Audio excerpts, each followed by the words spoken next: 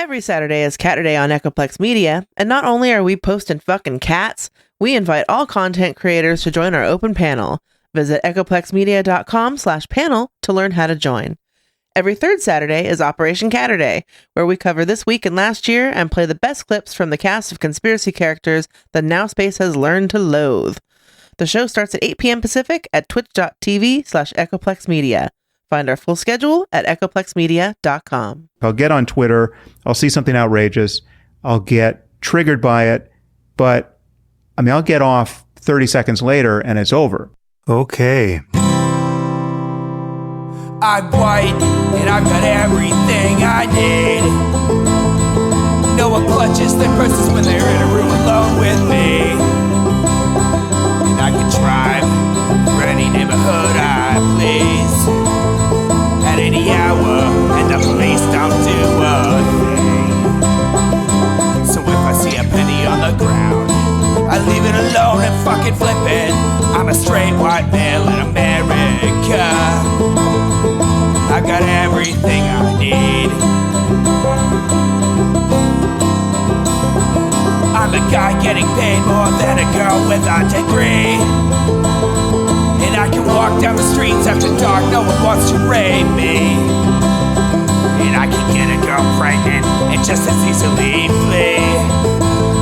Just like my straight white male dad did to me.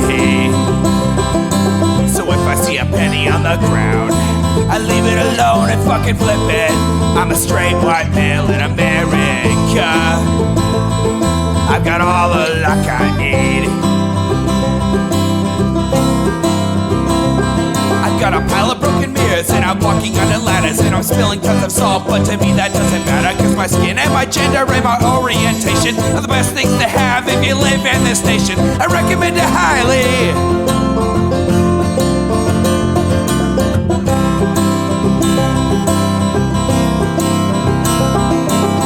I see a penny on the ground, I leave it alone and fucking flip it.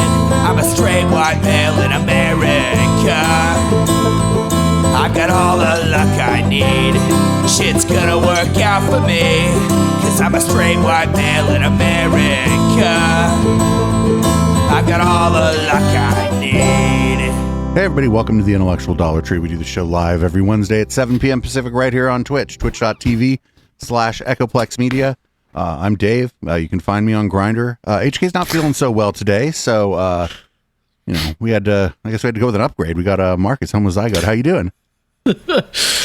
Hey, I'm doing all right. I'm a little tired myself, but hopefully HK's feeling a little bit better in the coming days. Yeah. I guess not so much an upgrade, maybe a lateral move. Let's do HK some justice here. I just like to neg my co-hosts, man. I just like to neg my co-hosts. I wonder what IDW figure told you to neg your co-host to increase success on social media. So, for anybody who doesn't know who you are and what you've been up to on Twitch, if you can just kind of quickly or long-windedly explain who you are to people and what you're doing here. Yeah, I won't take up that much time. So like you said, my online name is Homozygoat. My government name is Marcus, so I always tell people use whichever one makes you happy. I am a science streamer, although we have kind of really delved a lot out of science recently. Been talking a lot of politics, especially with some of the other folks we have on our weekly panels every Tuesday. But a lot of my content revolves around science, the pandemic, all the germs floating around right now, academia, and how all of that kind of functions in society.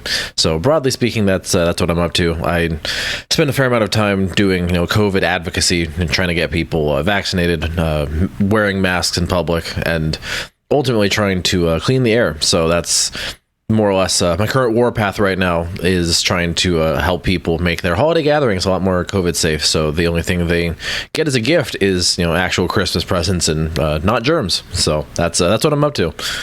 Great. I don't get a chance to watch your channel at all because you're on at the same time I am. Like every night, every time I'm like, who else is on? I'm like, oh, Marcus is on right now, isn't he?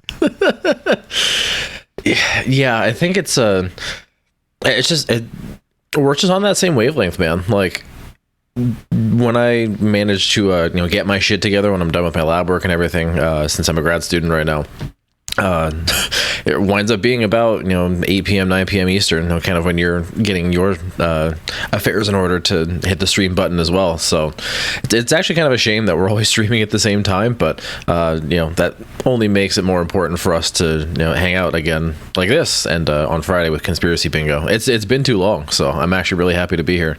Yeah, I just with the move to the new spot and just kind of all the other things that go along with moving, I just haven't been as good as I should be about like reaching out to other streamers and trying to get other people involved. But now that I'm more comfortable and everything's all built out here and stuff, I've been doing a little bit more of that. And yeah, everybody make sure you check out Bingo on Friday, because that'll be, I think, your first time on Conspiracy Bingo. That's the funnest one we do. It's crazy town. I'm excited. Yeah, it will be my first time on Conspiracy Bingo. I guess. What is the phrase? I've been riding your coattails on the bingo train. Sometimes when we talk about COVID conspiracy theorism, I have a couple of bingo cards for the various germs and conspiracies around them. So I'm very excited to actually participate in the OG conspiracy bingo. Very good. Do you guys could steal my bingo cards? They're just on a website somewhere. You could even use them if you wanted. I wouldn't even be mad. I don't know. I kind of like the chat input in terms of making the bingo cards, because sometimes they've seen shit that I haven't. So good. I try to democratize it a little bit. Oh, cool. Well, I don't know what's going on in my chat. Somebody seems to have enabled followers only mode. I don't know how to unenable that. Maybe maybe one of my mods can take care of that for me. Because I don't. I know there's a button or two in the Twitch backend, like on the Twitch dashboard.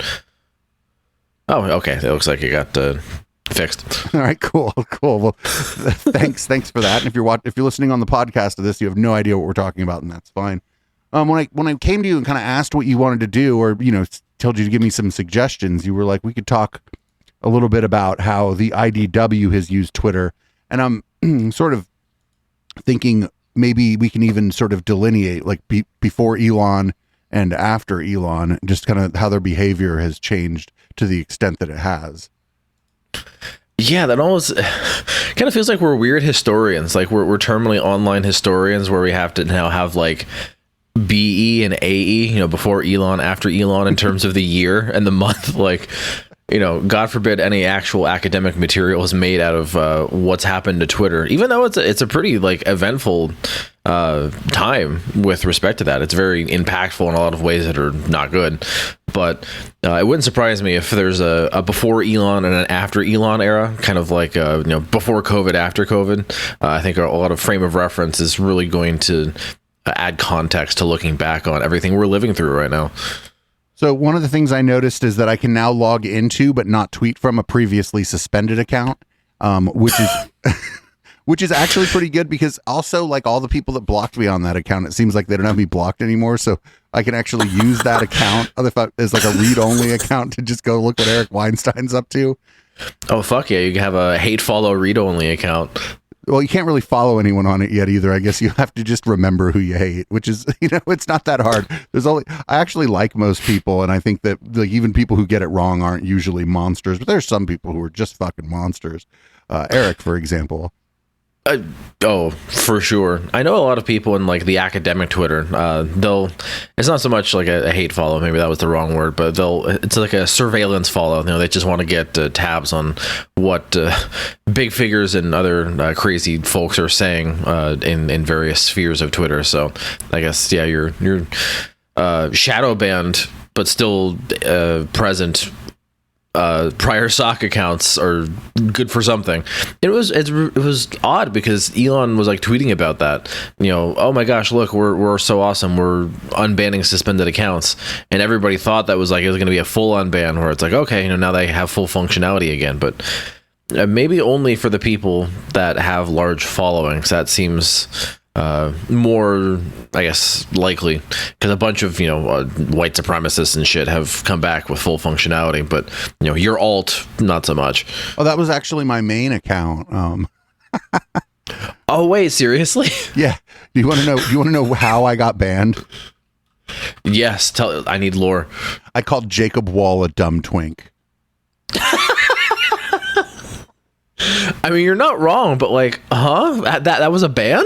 Yeah, I guess his people like dogpiled or whatever, because I just woke up in the morning and it's like, this tweet violates our thing, and I'm like, oh, I'll delete that. That's a stupid tweet anyway. Who cares? This isn't like I'm not going to die on this hill. And then like it just didn't let me back in. So I was like, well, I guess That's so wild. Like I've seen. I mean this was pre-Elon, right? Oh, this was like 2018. Oh yeah, that's a long time ago. That's very odd. Like Wall's like almost 30 now. I wouldn't really be able to rightfully call him that anymore, Or you could just append has been to it. So, dumb has been twink. Oh my God. So, that's a little bit more mean, but like whatever. And then we also lost our main account for Echoplex Media when I kept telling this. Do you know about Honey Badger Radio? No. They're like a men's rights thing. And this wasn't right. I shouldn't have been doing this, but the gal who runs it has a striking resemblance to Shrek. Oh no. I kept posting Shrek gifs under everything she posted because they had me on their show. There was a whole thing about that. A lot of people found us actually because I went in there and did a bit of a number on their producer who didn't know anything about the things he was talking about. And then he's like, well, I'm not really the show person after an hour in. And I'm like, well, why have we been talking for an hour, you fucking idiot? It was great. But then I went after them on Twitter, and I shouldn't have done it. I shouldn't have done it on our main account, but whatever. Well, with the current state of Twitter, it's only going to enable people to just make a shit ton of alts and use that for, getting in everybody's replies. So now you've had the lived experience, and now the platform has accommodated around that exact kind of behavior, well, good, bad, or otherwise. Just kind of depends on who's doing it and for what reason.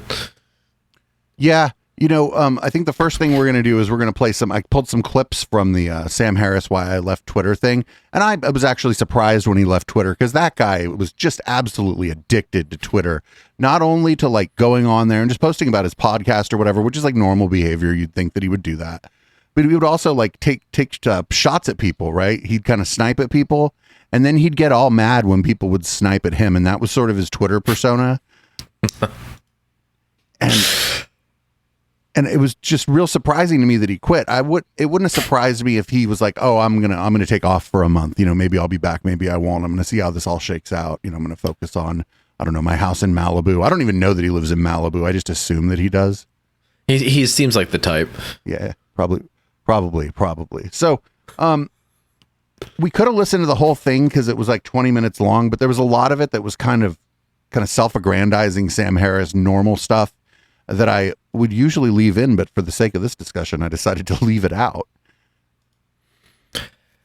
Yeah, and I think like if we're making a lot of the discussion around like the IDW and their presence on Twitter and the utility of the platform to the things that they do and their grift, then it kind of makes sense to just clip out the essentials. But like it's very curious the reactions that his cohort folks, his IDW allies, so to speak, had to him leaving Twitter. I think it stuck out to me because it was one of those moments where it was, depending on who was commenting, it was like a rare moment of lucidity. Like it was one of the first things they said that have kind of made sense. But most of them were just like content to just eat their own. And it was actually kind of refreshing to see it happen on the right for once. I believe Sunday after our news show, we watched the Gad Sad thing about Sam leaving Twitter. Oh, that fart sniffer. Yeah. The fun thing about him is that he keeps referring to himself as a satirist and kind of a funny guy, but then never, ever does anything satirical or funny. Just sort of the only way we would even know that he believes himself to be a satirist is that he tells us. And I mean, that's the typical shield, like everything I do is actually satire in the event that you don't like my opinions. But if it's actually something you like, then I was serious. That it's hiding behind humor because he's too intellectually afraid to put his actual takes out there. Right. And like, I don't know. I believe what I say. Like I'm pretty easy to figure out. I believe the things that I say, and some of them might happen to be funny. Yeah, I mean, you and I, we say things with our chest, and a lot of the people in the IDW are too scared to actually do that. I was talking a lot about the situation in China recently, and I'm just saying that with my chest, and there's a bunch of weirdos who disagree, but regardless, it's not like I'm hiding behind some sort of humor, like a Babylon Bee-esque type article to, do a trial balloon for a take and see how it goes. We say shit and we own it. Yeah, and I mean, it's fine and the other thing is if I get something wrong, that's just the way it goes, Yeah, I mean, if you're saying shit wrong, you go back and you correct it. If you're doing the intellectually honest approach, you can say like, "Oh yeah, shit. Here I'm quote tweeting myself. I was wrong about this. Oops, sorry." That's really all it takes. It's not difficult to be a Twitter presence. I think a lot of people, especially people with larger platforms, take it too seriously, and that's really all it takes. If you're wrong, you just say, "Oh, oops, shit, sorry, I was wrong." As long as you're not, consistently spouting god awful shit, that's borderline going to get you removed from the platform pre-Elon. Then it's fine. Like, I think there's a lack of competency in how to talk to people, and the IDW makes it very apparent, and it manifests on Twitter. Yeah, and I think that a lot of a lot of academics kind of suffer from the inability to be able to talk to regular people. Yeah, because right after Elon bought Twitter, there's a giant like med Twitter Discord where a lot of them are just taking refuge, and I'm in there, and like it's just the tone of all those folks is just like, oh, finally I don't have to talk to lay people anymore. And it's just like, you do realize this is doing a disservice. Like, your presence on Twitter is good, you should keep it, even in spite of the god awful harassment you're probably getting. Do what you need to minimize that, take breaks, but don't cede the platform to all of the new weirdo Nazi fuckers that are going to show up. Like, you're just making the problem worse because you're so tired and fatigued of trying to throw big words at people and hope they get it. Yeah, and there's a select few who are like really good actually at talking to the public. Oh, yeah. Thinking of the people that work at science-based medicine, for example. All of them are able Gorski. Oh, I love him. He was one of the first so people good. that followed me on our Mastodon instance, actually. That was crazy. Whoa, that's actually a big W. That's almost like you print out the notification and frame that shit. Oh, I don't know. He and I have been like Twitter, like we don't know each other or whatever, but we've been like bouncing shit off of each other on Twitter for years, actually. Like, yeah, because he's one of the few people who had the foresight to be like, yeah, I should probably pay attention to the conspiracy space because shit happens here, and it's going to definitely emerge and be more of a cultural phenomenon than just a bunch of tinfoil cranks in their own like Discord groups or Twitter DMs. Right, and I think that's sort of how he and I found each other, because I've been talking about that. I mean, I've been talking about conspiracism into a microphone since 2015, and like online since like, I don't know, I'm a bit older than you, since like AOL and Usenet, and so yeah. I mean, hey, I used AOL Instant Messenger. I just used it to like play StarCraft. That was really it. I was below the age of 18, so conspiracy theories were not on my radar at that point. Yeah, absolutely. Well, let's get started with some of what Sam has to say about his recently leaving Twitter. One of the things that bugs me about Sam actually is that on his YouTube channel, he can't just set up a fucking camera and point it at himself while he's talking. I don't understand why. He's not like a weird looking guy, or, you know what I mean? He would have nothing really to be self-conscious about regarding putting himself on camera. He's famous, and I don't get it. I think he's leaving a lot on the table by just not pointing a camera at himself. Yeah, it's very strange. Like, I guess if we're talking like podcast mode, there's some degree of, I guess, consistency if you're doing the whole like disembodied voice thing where people just, throw in their headphones and listen, the OG podcast experience. But when you look at his IDW colleagues, they all have giant recording studios. They all have nice cameras in addition to the microphones when they're recording their podcast. I mean, that's the more modern way to do it these days. A lot of people who've got into the podcast space who already have big platforms. I know Hassan Piker being one of them. His podcast isn't expressly political. A lot of the time it's just a bunch of dumb content creators like hanging out with each other, but he's got a giant room in his mansion with all the recording equipment. He's got a big studio and everything. So like Sam Harris is one of the people who could absolutely afford to splurge on one of that. Like, let's be real, he could afford at least $150 webcam just to point at himself. It's not that hard, man. Truly, like, get with the times. And I don't know, maybe that kind of factored into some amount of his reasoning as to why he's leaving Twitter. Maybe he just feels like he's fallen behind. Well, let's take a listen to him. He didn't start this one with Okay. which was crazy because he always starts every show with that. Oh, you know it's serious when he doesn't start it with that. Yeah. Well, I deleted my Twitter account the other day, on Thanksgiving, actually. And I've been thinking about doing this for a long time, in fact. It was a very simple decision in the end. I'd been on the platform for 12 years and had tweeted something like 9,000 times. That's about twice a day on average. So I wasn't the most compulsive user of Twitter, but it did punctuate my life far more than it should have. It was the only social media platform I ever used, personally. I don't run the accounts I have for Facebook and Instagram, and I never look at them. Anyway, the long and the short of it is that I just came to believe that my engagement with Twitter was making me a worse person. It really is as simple as that. I have a lot to say about Twitter and about what I think it's doing to society, but I left it because it suddenly became obvious that it was a net negative influence on my life. The most glaring sign of this, and something which I've been concerned about for a few years, is that it was showing me the worst of other people in a way that I began to feel was actually distorting my perception of humanity. So that's somewhat thoughtful, actually. Pretty no poor me shit in there, that's for sure. Yeah, surprisingly introspective. It's not something you would really expect from him at this point in time. I expected a lot more like, all of these people here are big meanies and they make me want to leave and I don't like it here anymore.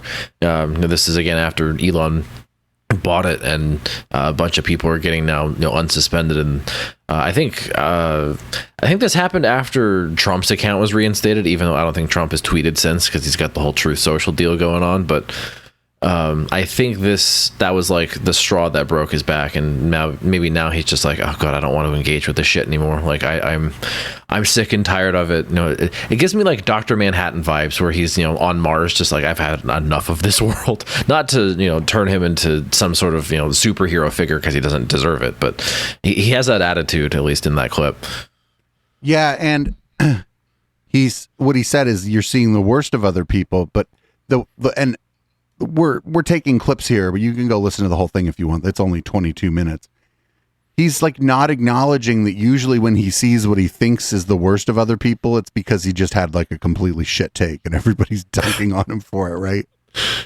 Yeah, like when he says it brings out the worst in people, there's a middleman there, and it's one of the 2 tweets a day he posted.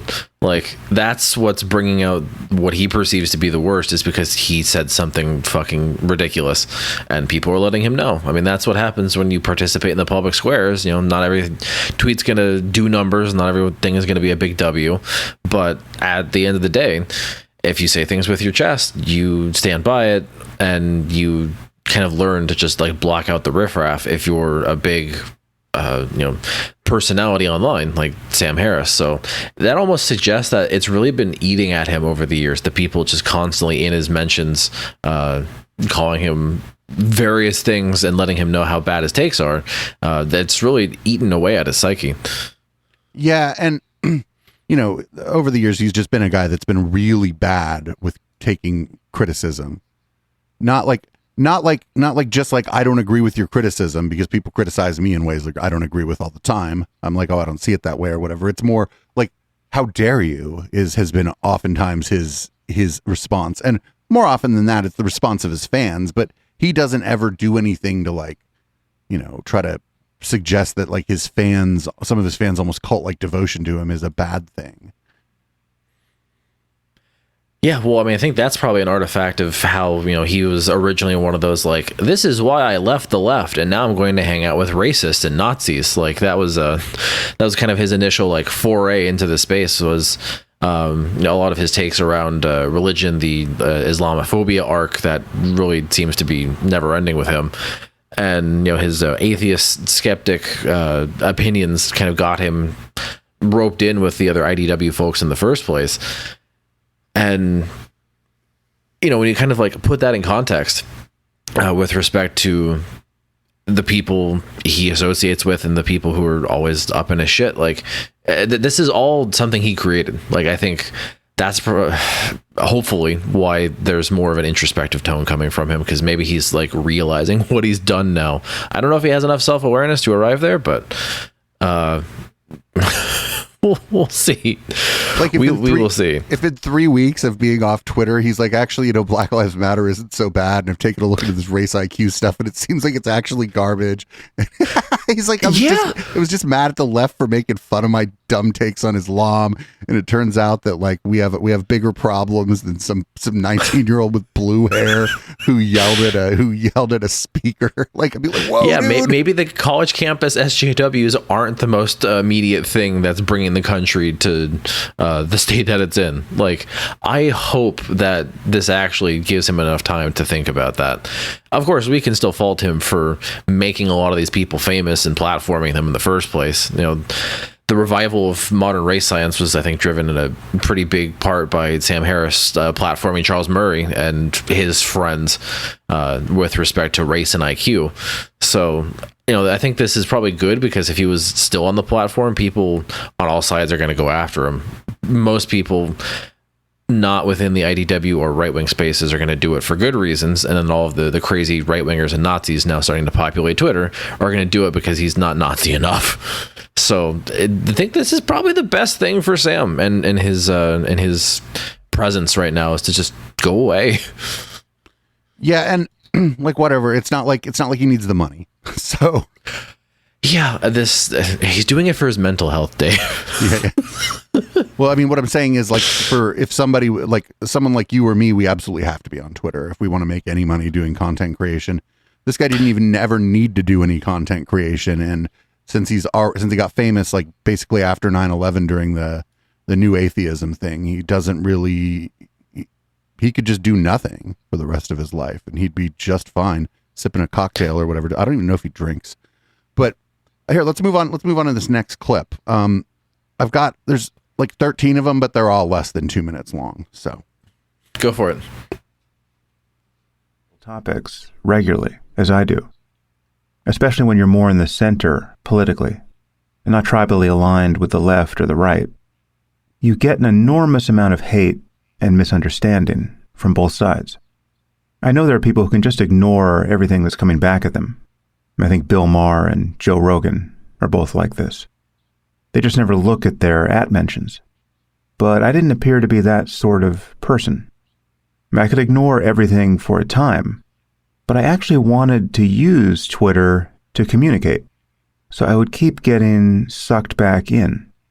I would see someone who appeared sincerely confused about something I said on a podcast, and I'd want to clarify it.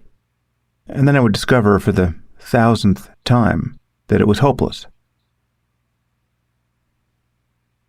see, like, is it hopeless, or does the person he's talking about just after he explains himself, the person's just like, well, that's a dumb explanation? Again, like that's just a lack of self-awareness. Like it's literally the Simpsons meme with Principal Skinner. Like, was it my take that was bad? No, it's the people deliberately misunderstanding my podcast. Like it's wild to me that someone of his stature, I don't know if he has like sycophants in a circle or what, but like it's just sad that he's not gotten to that point of introspection until now. Like, it took everything from when he started to now to happen to get him to actually think about his own takes. Right. And the problem, and he keeps saying everybody's misunderstanding me, everybody's misunderstanding me, everybody's misunderstanding me. And it's like, well, I don't know. You don't have anything to do all goddamn day but get ready for your fucking podcast. Maybe you could figure out a way to say what you're saying in a clearer way that people don't misunderstand you so often. Because I actually don't run into that problem, and I say a lot more words into a microphone every week with a lot less prep time per word, let's say, than he does. And I don't really get a lot of people misunderstanding me. I mean, I think it's indicative of how poor of a communicator he actually is if he thinks that everybody's always in a state of misunderstanding him. Like, if you don't think everybody's getting it, that's kind of your fault, Sam. You should maybe do something about that. And yeah, like you said, he has enough money to probably, like, I don't know, have a focus group, like focus test his content. to see if it's really everybody misunderstanding him or if he just has shit opinions. And you had mentioned, does he have like a bunch of yes people around him? I do wonder what his like friend group is like, because I'm not buying this idea that his buddies were all like the Weinsteins and like Dave Rubin. You know what I mean? I have to imagine that like there's people like that live near him or whatever that he hangs out with who are like normies whose names we wouldn't know. People he maybe met in college, people he met here or there over his life that he became friends with. Just because you're famous doesn't mean like the only connections you have are the public ones you have. You certainly, I'm certain every famous person has non-famous friends. I would hope so. Although that's a very interesting thought that like maybe he's gotten so lost in the sauce that he doesn't have those friends. Maybe his normie real life friends found his online presence and kind of figured out what he's become over the years and kind of watched his ascent into content creation and being online, and they met that with repulsion. They're like, well, yeah, time to not talk to Sam anymore because he's doing this like weird online shit and he doesn't like Muslims or something. Like this is not my thing, and we're not going to talk to him. That kind of culminates in a lot of like the COVID related discussion with the IDW, where Sam Harris says things like, yeah, I consider Brett Weinstein to be my friend. It's like, well, really? Like, you're coworkers, like you just kind of occupy a digital office, that's right. You're all in the same headspace that kind of cordons you off from everybody else. You're coworkers at best. It's a little weird that it's almost like he's being parasocial with other IDW figures because he doesn't have anything else. Maybe, yeah, because I mean, I'll if I'm talking about you or Poly people or US A-hole or any of the people kind of on the dystopia beat, I'm like, oh, those are our Twitch friends.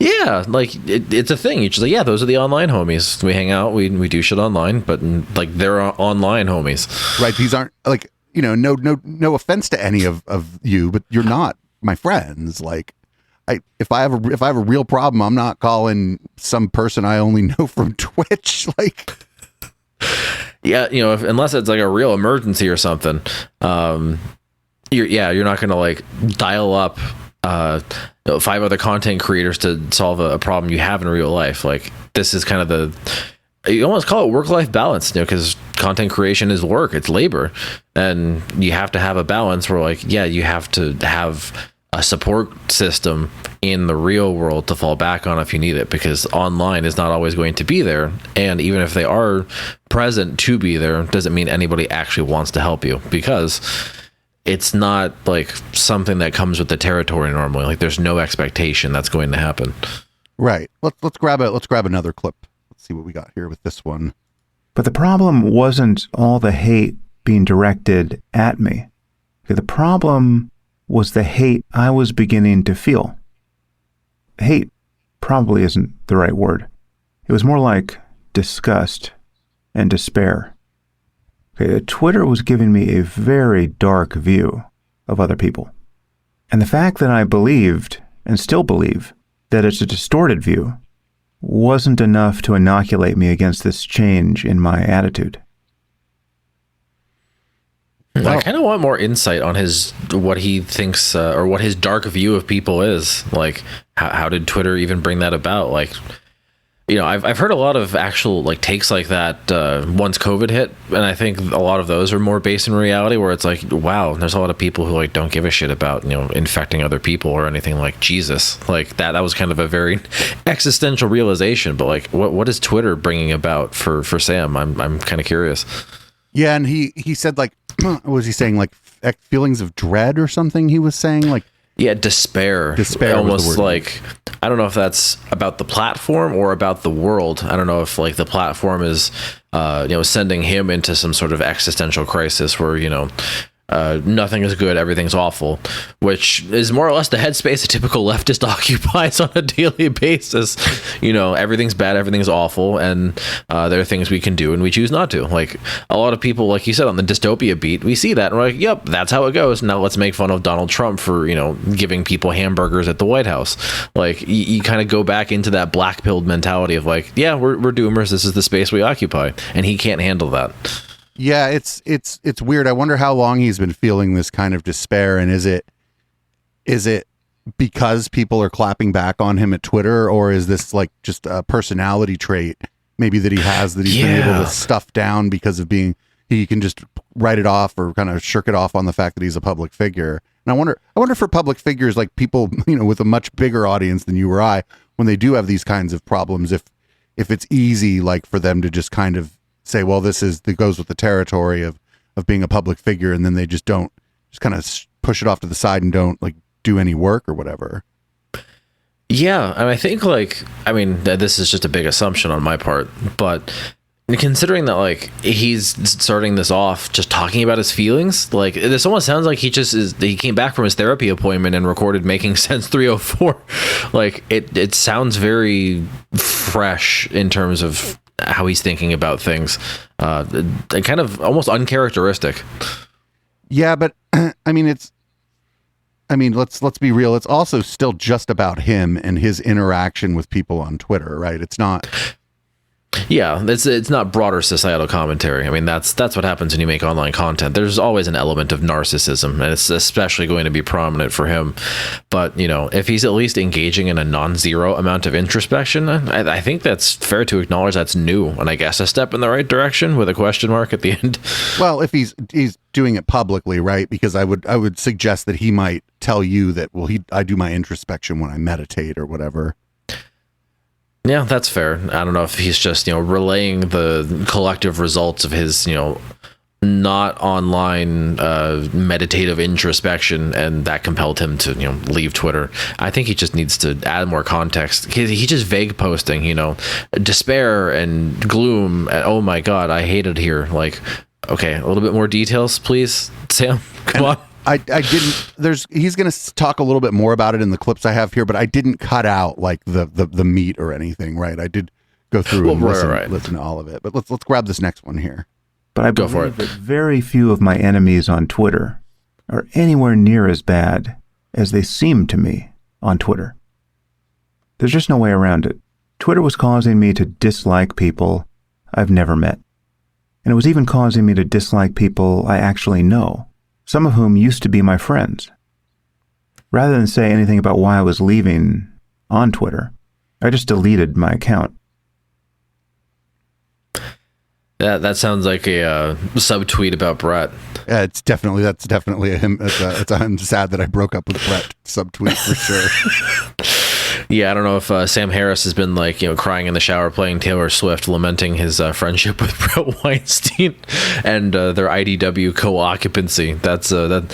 Now I think we're drifting into the narcissism element. That's a very big Brett subtweet. So yeah, maybe. Oh God, I'm trying to be charitable to the man, but now he's making it hard. So the other thing is if you know people or whatever in real life, and then all of a sudden you're on a platform where every goddamn thought that comes into their mind comes out on the platform, you might actually find out that the people you've been hanging out with, having beers with, or whatever it is you do with them are kind of shitty. Yeah, that's very possible. I don't think he's ever had the real life hangouts though, and he might be taking Twitter interaction for like an online equivalent of hanging out in real life, and it is very much not that. Right. Like I wonder when they were doing their shows together in person, like were they spending the day together? Like hanging out, or was he spending a weekend with the Weinsteins? Like, yeah, Sam Harris third wheels for Brett and Heather. Oh God, that is the most cursed content idea. God forbid they vlogged that and posted that. Oh, the horrid nature of watching, the three of them walk into a restaurant and Brett debating the fucking host for 10 minutes on what the best table is for the purposes of evolution. Evolution has dictated me that I sit in a booth in a corner. Like, oh God, that's just, if they actually did that, that just sounds like one of the most unpleasant experiences a third party could ever witness. And he mentioned at the beginning that he canceled his Twitter account on Thanksgiving. Do you think he spent Thanksgiving dinner talking to his wife and kids about how he was about to cancel his Twitter account? That sounds like his wife was like, Sam, you need to get off the internet and come spend time with your family. What are you doing? Like, it's me and the kids or your Twitter account. You pick. Yeah, I don't know. You know what I bet though? I bet he's probably a pretty good dad. Yeah, sure. I mean, better than the likes of Brett. That much I know. Yeah, that story where Brett was like, "Oh, you broke your arm. Well, it'll heal by itself." I was like, "Oh my god." Yeah, we're gonna put your bone healing to the evolutionary test. No medicine for you. Anyway, here's the next one. When I left Twitter, I wasn't seeing that much hate directed at me because I had blocked so many people. I used to never block people, but when I discovered that the platform had become basically unusable, I installed a browser extension that allowed me to block thousands of haters at once. Oh God. What extension is that? Like, who even? Of course, he's never going to tell you. But like, Jesus. Now we're getting back into the narcissism where Twitter was actually going halfway decent because they've blocked half the platform already. Then why did you leave? It reminds me of this famous quote by this chemtrails lady we make fun of, and I have it here on the soundboard. I'm block happy. I must have 2,000-3,000 people blocked on my Facebook page. That's like what he was doing there, right? He was like, "What do you mean you block thousands of people with an extension? Here's this extension that makes Twitter not work anymore because you just block everybody." Yeah, I think it's like, it really depends on the user, right? For somebody like Sam Harris, straight white male, yeah, he doesn't need shit like that. For someone like a trans person, yeah, they kind of need something like that. So it's less about the utility of the extension and more about like, why does Sam think he needs that? Which goes back to because he's upset that people say he has bad opinions on Twitter. Right, and it's okay actually if people think you have bad opinions on Twitter. I think he was mostly mad that it was like other influential people that were saying it. Yeah, it hurt a lot more when his coworkers, his alleged friends, his fake friends, Brett Weinstein, fake friend, broke up with him, and that hurt more than any other random hater he could block with a browser extension. Right. And to be fair, I think Sam was the one who initiated the breakup because he did that Ask Me Anything episode where someone just asked about it. But then I was like kind of annoyed because Sam wasn't just like, oh, that guy's turned into like a conspiracy theorist and I'm, my brand is such that it's a very bad idea for me to just kind of stay here in this space with this guy if I'm not going to push back, because he's like, I don't want to debate him. Yeah, Sam didn't want to call a spade in the spirit of not, completely burning the bridge in the event that Brett somehow had some sort of redemption arc where he stopped being an anti-vax piece of shit. And they were able to, make content together again. So that was Sam basically. It was like a soft breakup, like, I can't do this anymore. Look at what you're making me do, Brett. I have to do this. In the event that you get your shit together, then we'll talk. Yep. Well, here's our next clip of Sam. I had probably blocked 50,000 people on Twitter in my last week on the platform. Whoa. It was like a digital genocide. Whoa. I was seeing a especially idiotic or vicious tweet directed at me, and I would block everyone who had liked it. And at the time I thought, well, this is brilliant. Anyone who liked that tweet is by definition beyond reach. There is no reason why these people ever need to hear from me again. And I certainly don't need to hear from them. And it basically worked. So I wasn't seeing most of the hate that was being directed at me. I was seeing some of it, but it was totally manageable. But then I asked myself, how did I become the sort of person who is blocking people by the thousands who just happened to like a dumb tweet? My suggestion is that you were always that person, Sam. Oh, he's always that person. And God, the rhetoric he has to use, like, he literally he might as well have said, I built a digital echo gas chamber to do a genocide in. Like, Jesus, man, tone it down. It's Twitter. Like, this isn't a genocide. You're just blocking people on social media. It's not that bad. I mean, the 50,000 in a week is an alarming thing to say about yourself, right? Yeah, literally, like, so many people don't like the things I have to say. I have to block them all out. He described how he wants an echo chamber without actually saying it. Right, but of course he is not a part of any tribe. Well, and that's why that 50,000 a week, that frequency was probably going to, if he was still on Twitter, that frequency was still probably going to maintain itself. It was still going to be tens of thousands a week because nobody fucking wants to own Sam Harris. Like, nobody wants to be associated with him. Things are now such that a lot of the Brett types and the other IDW members are a lot farther to the right than he is, and everybody to the left of him recognizes that he's a grifter who's given a lot of people on the right a platform and a presence. So, Sam Harris hoisted by his own petard. Yeah, it's real interesting. Even in this, he's sort of painting himself like almost as a victim of his own behavior in a way. Yeah, and that's kind of where like the narcissism question comes in. Is this a woe is me introspection, or is this a genuine like, oh yeah, maybe I kind of set the stage for some of this to happen? Probably the former, if we're being real, but it would be nice if it was the latter, because again, that would be progress. Yeah, I'm not sure, and people in chat are saying that they're pretty sure that he's coming back. Like, some people are like, he's coming back because the account's not gone, right? It's just deactivated. So who knows?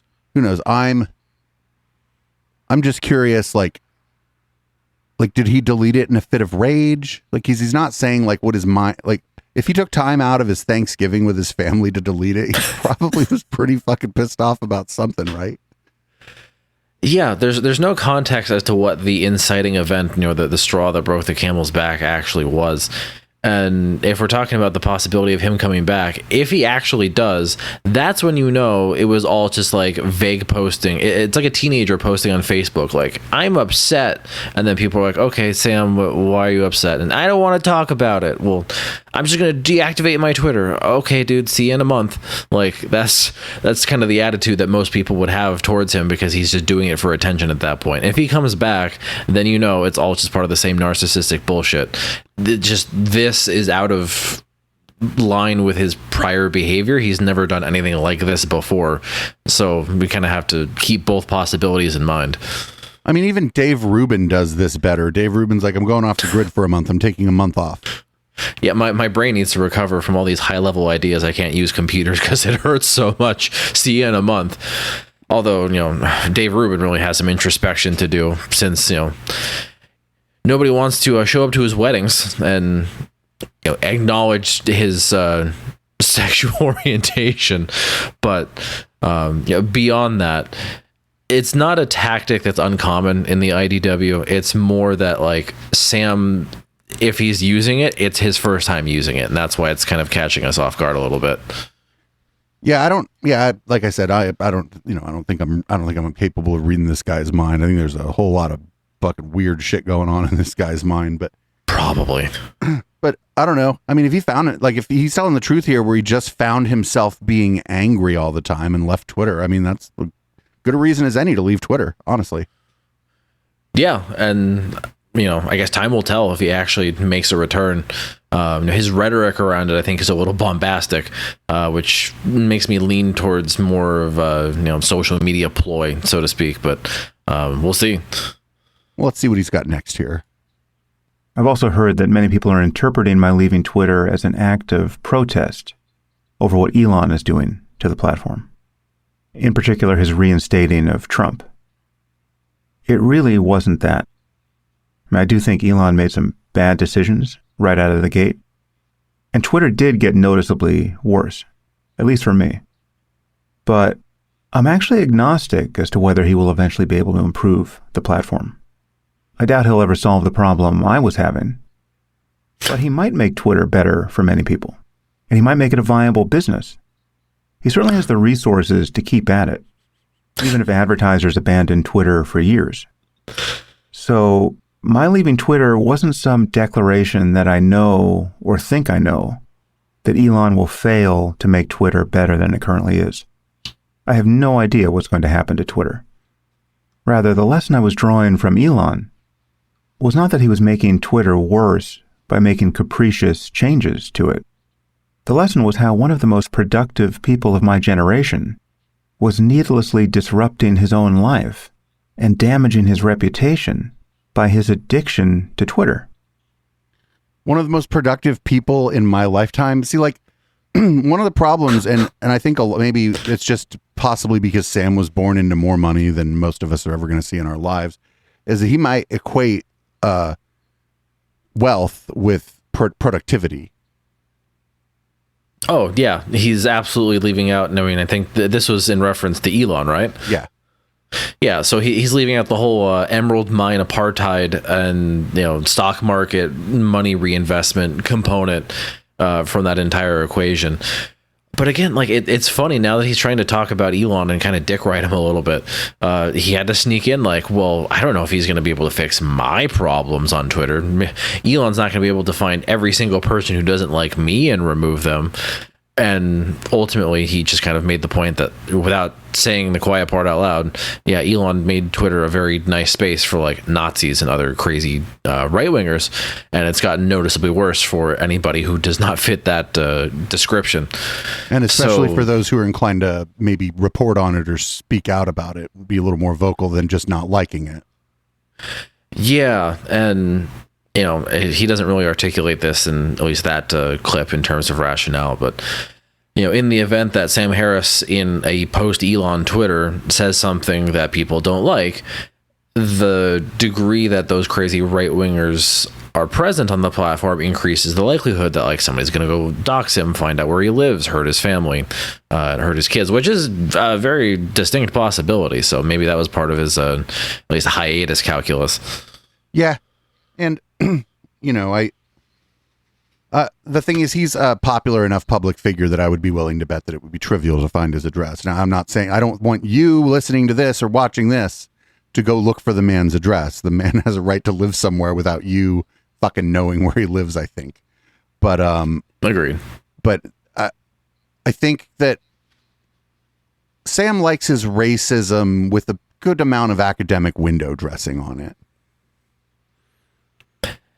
Yeah, and it's harder to maintain that window dressing when you have a bunch of Zoomer Nazis in your replies just saying like, oh, well, why won't you say the N-word? Say it out loud, Sam. Stop beating around the bush. Like they're going to continually goad him into being as deranged as they are, when he knows in order to grift you have to have the the scientific facade over it, which is going back to the whole Murray thing among others.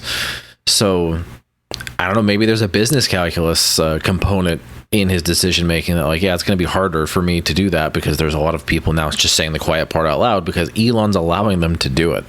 Right. And so, if you were to have another race science person on or whatever and then post about it in Twitter, a lot of the comments would be like, 1350 and that kind of stuff. And he may or may not agree with the whatever they're calling the statistics there, but he certainly finds the tone distasteful.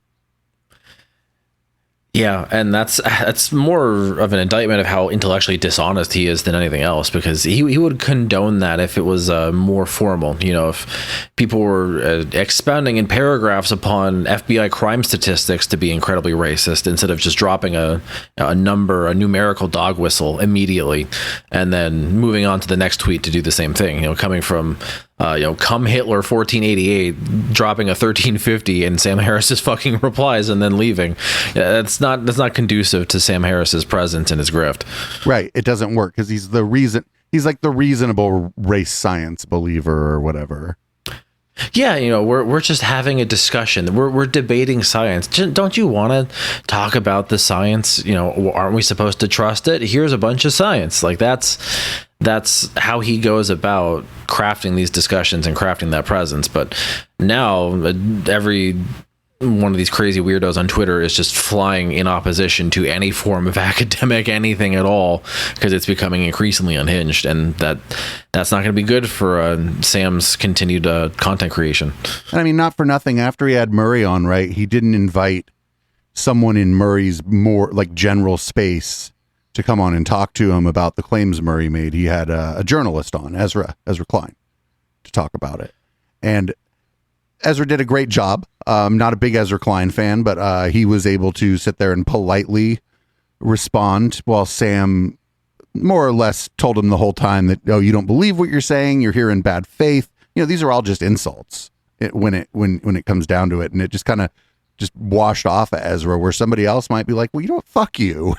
Like, right. Well, and that's the virtue of that discussion he had with Ezra, is that, Ezra was able to, take advantage of that, pseudo academic window dressing and the tone policing component of it, where it's like, well, yeah, here we have to have an intellectual discussion about how your discussion with him was entirely in bad faith, and you're being, manipulated, and you're using debunked, outdated notions of race and biology to say these things. Like, do you realize what you're doing? Somebody actually had to give him more good faith than he ever deserved, and it still made him flounder around like a child.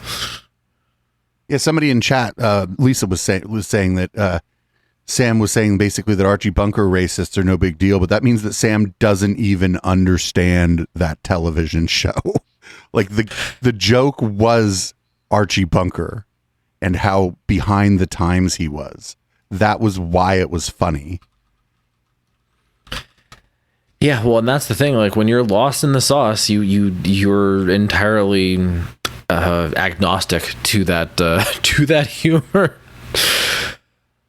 It's just a sign of how I guess I don't want to like invoke the word dishonest again, but he's just so like stuck to the script that he can't deviate from it at all to say that when people are, oh yeah, no, you're just platforming a bunch of Archie Bunker racists. It's like, ah, well, it's fine, whatever. It's just kind of trying to ignore it, brute force it, and move past it, when it's like, no, you kind of can't, Sam. That's why it was good for Ezra to at least offer pushback. Yeah, and the other people who did a good job with him, I think, were Kara Swisher and Chris Kavanaugh. Both did a pretty good job with him. Yeah, but I think when we kind of contextualize all those discussions too, like, you have people who are actually capable of having that discussion with him. Did any of that kind of factor into this calculus too? Assuming this is genuine and not in the spirit of narcissistic online content creation / emoting. Assuming his intentions are genuine behind deleting his Twitter, maybe some of those discussions are still living in his head, and maybe some of that's now actually starting to make a difference. It's just a very delayed onset difference, but still a difference. Yep. Potentially. This next one's a little bit longer, but we can just sit through it in sure. Depressed, sad, bored silence. I should probably address the free speech issue briefly. There's a lot more to say about this, but before I left Twitter, I was noticing that people seemed really confused about what I believe about free speech. And Twitter being Twitter, it proved impossible for me to clear up that confusion. Many seem to think that I used to support free speech unconditionally, like when I was defending cartoonists against Islamist censors and their dupes on the left. But now I somehow don't support it, because I supposedly have Trump derangement syndrome. Well, first, I've always acknowledged that there's an interesting debate to be had about the role that social media plays in our society. And I'm not going to resolve that debate here by myself. But the fact is, no one has a constitutional right to be on Twitter. In my view, the logic of the First Amendment runs in the opposite direction. It protects Twitter's new owner, Elon, from compelled speech. The government shouldn't be able to force Elon to put Alex Jones back on the platform, any more than it should be able to force me to put Alex Jones on my podcast. Of course, I get that social networks and podcasts are different, but Twitter simply isn't the public square. It is a private platform, and Elon can do whatever he wants with it. If we want to change the laws around that, well, then we have to change the laws. I understand and fully support the political primacy of free speech in America, and I'd like the American standard to be the global norm. That's why I think there shouldn't be laws against Holocaust denial or the expression of any other idiotic idea. And the First Amendment protects this kind of speech, at least in the United States. But there also shouldn't be a law, in my view, that prevents a digital platform from having a no Nazis policy in its terms of service. Because these platforms need effective moderation and standards of civility to function. They are businesses started by entrepreneurs supported by investors who want to make money. They have employees with mortgages. They have to survive on ad revenue or subscriptions or some combination of the two. Without serious moderation, digital platforms become like 4chan, which is nothing more than a digital sewer. I'm told that even 4chan has a moderation policy.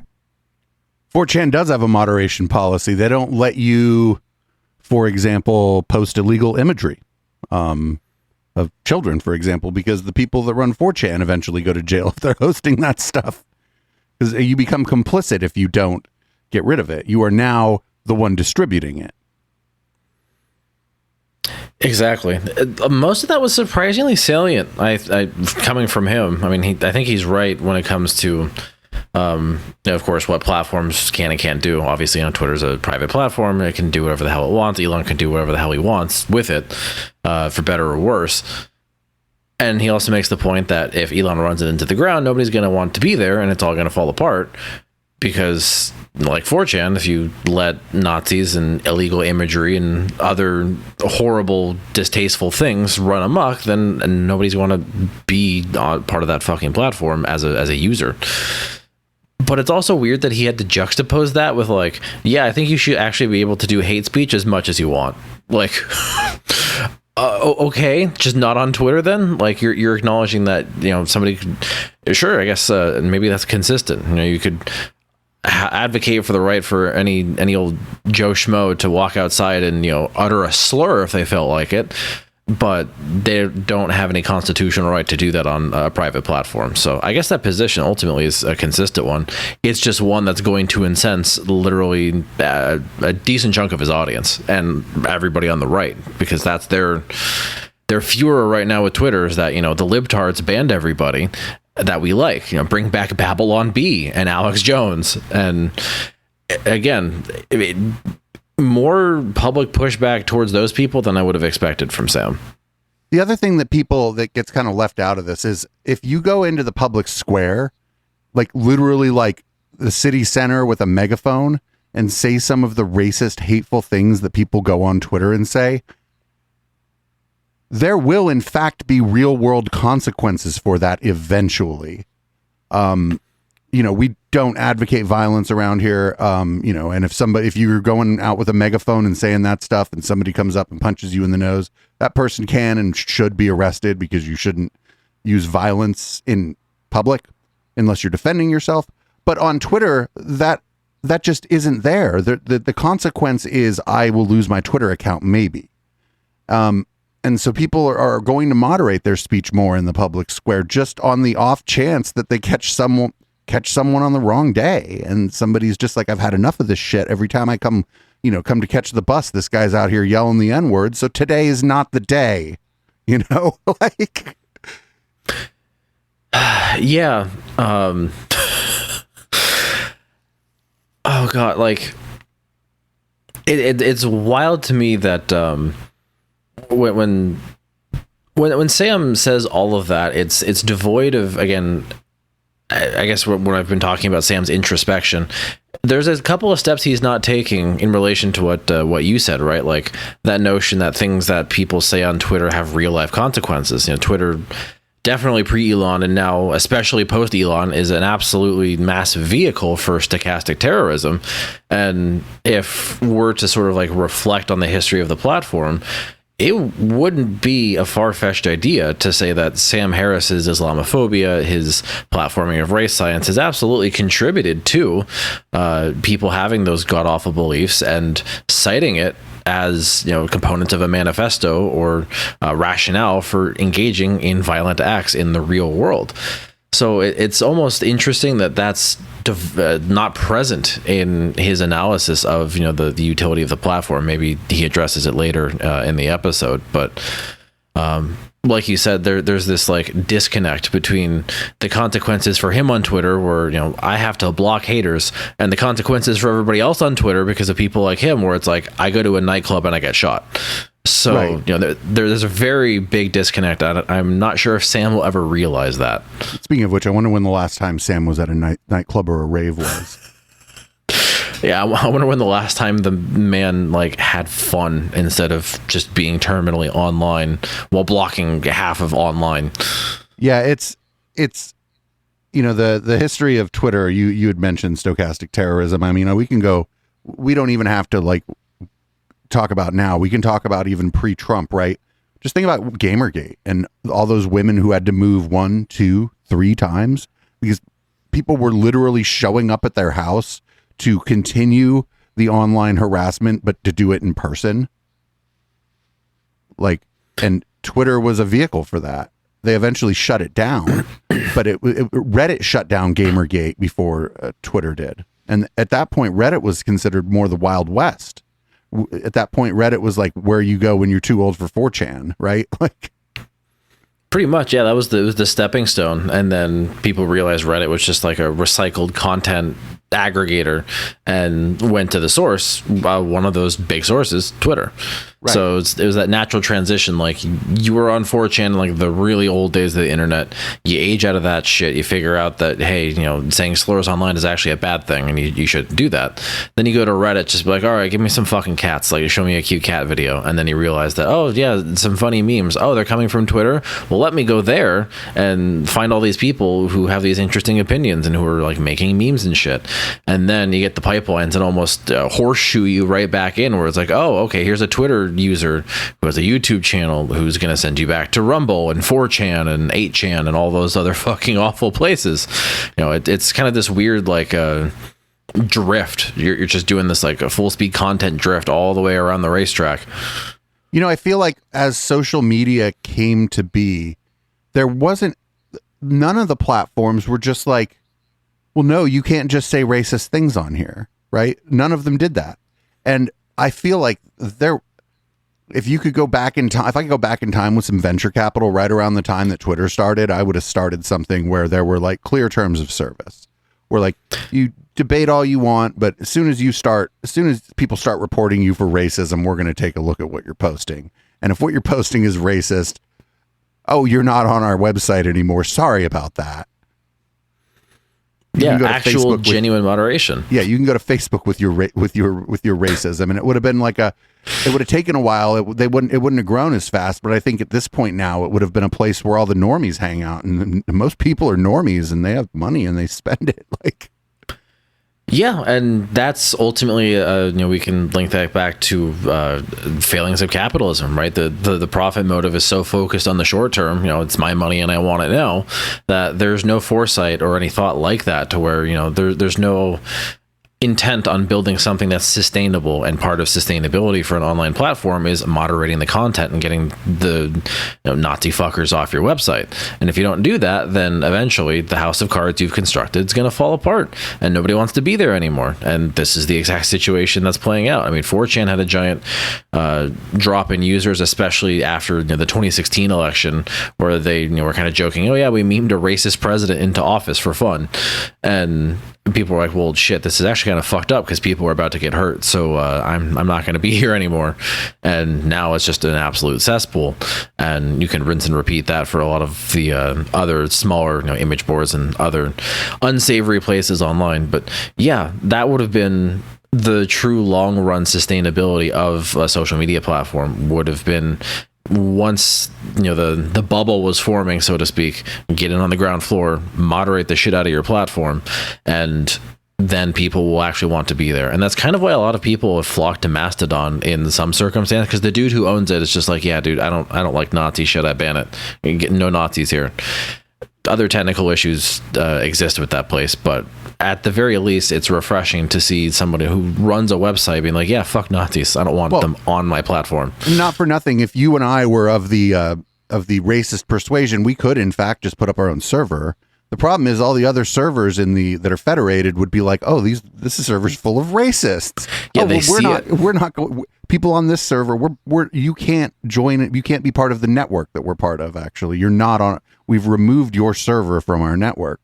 We have our own Mastodon instance. It's kind of fun. You like learning how to run it. We haven't had moderation issues because it's a lot of people from our chat and people who we already know kind of, and it's probably not going to get popular or whatever. But if it does, we'll run into moderation problems like everybody else. Of course. But I think me and HK, are, fairly consistent and fairly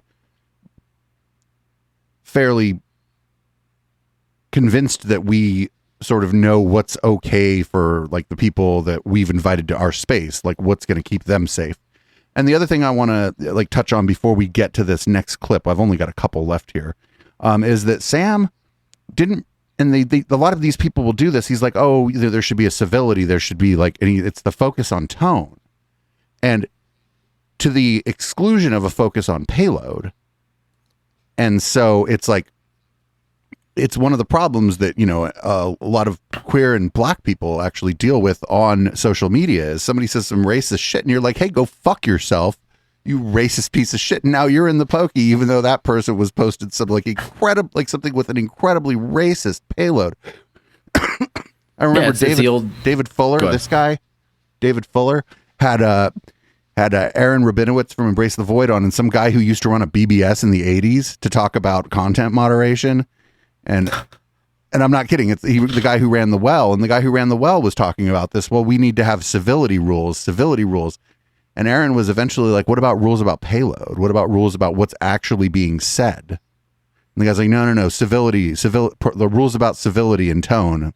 He's like, that's important. That's the only thing you can only really police on on your platform. He's like, otherwise you're moderating wrong, or I forget what he was saying, but it was like a very antiquated way to talk about it, basically from a time when people involved in message boards were like rich white guys who could afford a modem and a computer that could connect to the network, whereas now everyone can connect, and so it's just a bit different. So yeah, well, and that formula you exactly describe is how you run any social media platform into the ground if it's solely focused on civility, because people will find creative ways around that. They'll just post imagery. Like, you have to actually moderate content, not just tone, because if people don't even use words, then okay, they're abiding by your civility rules. They're not talking. They're just posting pictures. They're going to post, racist, bigoted meme compilations, because that's how the discourse works these days. And, all sorts of links to all of their weird manifestos offsite in different places, and there's no breach of civility there, but it massively radicalizing people and making the problem worse. It's wild that people don't see that. Like, it's almost kind of an offshoot of academic tone policing, which goes back to Sam Harris, and how his only criticisms are how people are saying mean things, dunking on him, hating on him, and how he has to block 50,000 haters a day. It's because they sound mean and they're being rude, not because they're calling out his bad takes and his bad content. So ultimately, I think it's just an artifact of how people like him want to carry themselves, and that's not how online presence works anymore. And a lot of the actual academics that I alluded to earlier, who are kind of taking refuge off Twitter, that's a big thing, that they're upset that things that they said, perhaps in not the best words, are being misconstrued because people aren't necessarily being charitable, and now they have haters and people in their replies calling them COVID minimizers, this, that, and whatever. It's like, did you take a look at what you actually fucking said? Did you actually revisit your content, or are you just upset that people are being mean to you? Like, do some introspection first before throwing stones at other people. And the other thing is, it's if people really did just get you wrong, you just go, hey, I think everybody has me wrong. I think I know why. Here's the wording that I used that was probably wrong. I meant to say this. And I hope you believe me that that's what I meant to say, because I can't convince you otherwise if you don't believe me. And then you just let it go. Yeah, exactly. And people never let it go. They latch onto it like their life depends on it. It's personal. If 3 people on Twitter don't like me and they call me names and call me a COVID minimizer or whatever the fuck, then my life is ruined. I have no more serotonin. I'm depressed in real life. I can't do my job right. Like, it's just Twitter. It's the internet. Like, touch grass, please stop. So why are you like this? People like us who've been on the internet for a while have that healthier relationship with it, and a lot of people who've like rediscovered it or bolstered their presence because of things like the pandemic, they're now just going through this. It's like watching them go through some sort of social media puberty, and it's really awkward. It is very awkward. Let's get on to this next clip here. We got 4 more. My argument for keeping people like Trump and Alex Jones off Twitter is a terms of service argument and directly follows from the deliberate harm they both caused on the platform in the past. Here are two men who knowingly used Twitter to inspire their most rabid followers to harass specific people, not just on Twitter, but out in the world. The fact that they might not have tweeted, "Please go harass this person," is immaterial. They knew exactly what would happen when they singled out specific American citizens for abuse and spread lies about them at scale to a fanatical mob. They could see the results of their actions. For years, people were getting doxxed and stalked and having their lives ruined for years. Nothing about this was hidden. Elon apparently agrees with me about Alex Jones and said he would never let him back on the platform. But he doesn't agree about Trump. You know why Elon doesn't want to let Alex Jones back on Twitter? Why is that? Because Elon has seen Alex Jones shit on Elon on InfoWars for the last 10 years. You know, that's actually a connection I never really made. I didn't realize Alex Jones was a big Elon hater. Is he part of the child traffickers? What's the Alex Jones take on him? He's like part of the global elite. It's probably that Elon believes in climate change. He's, you know, they're going to make you drive a little electric car.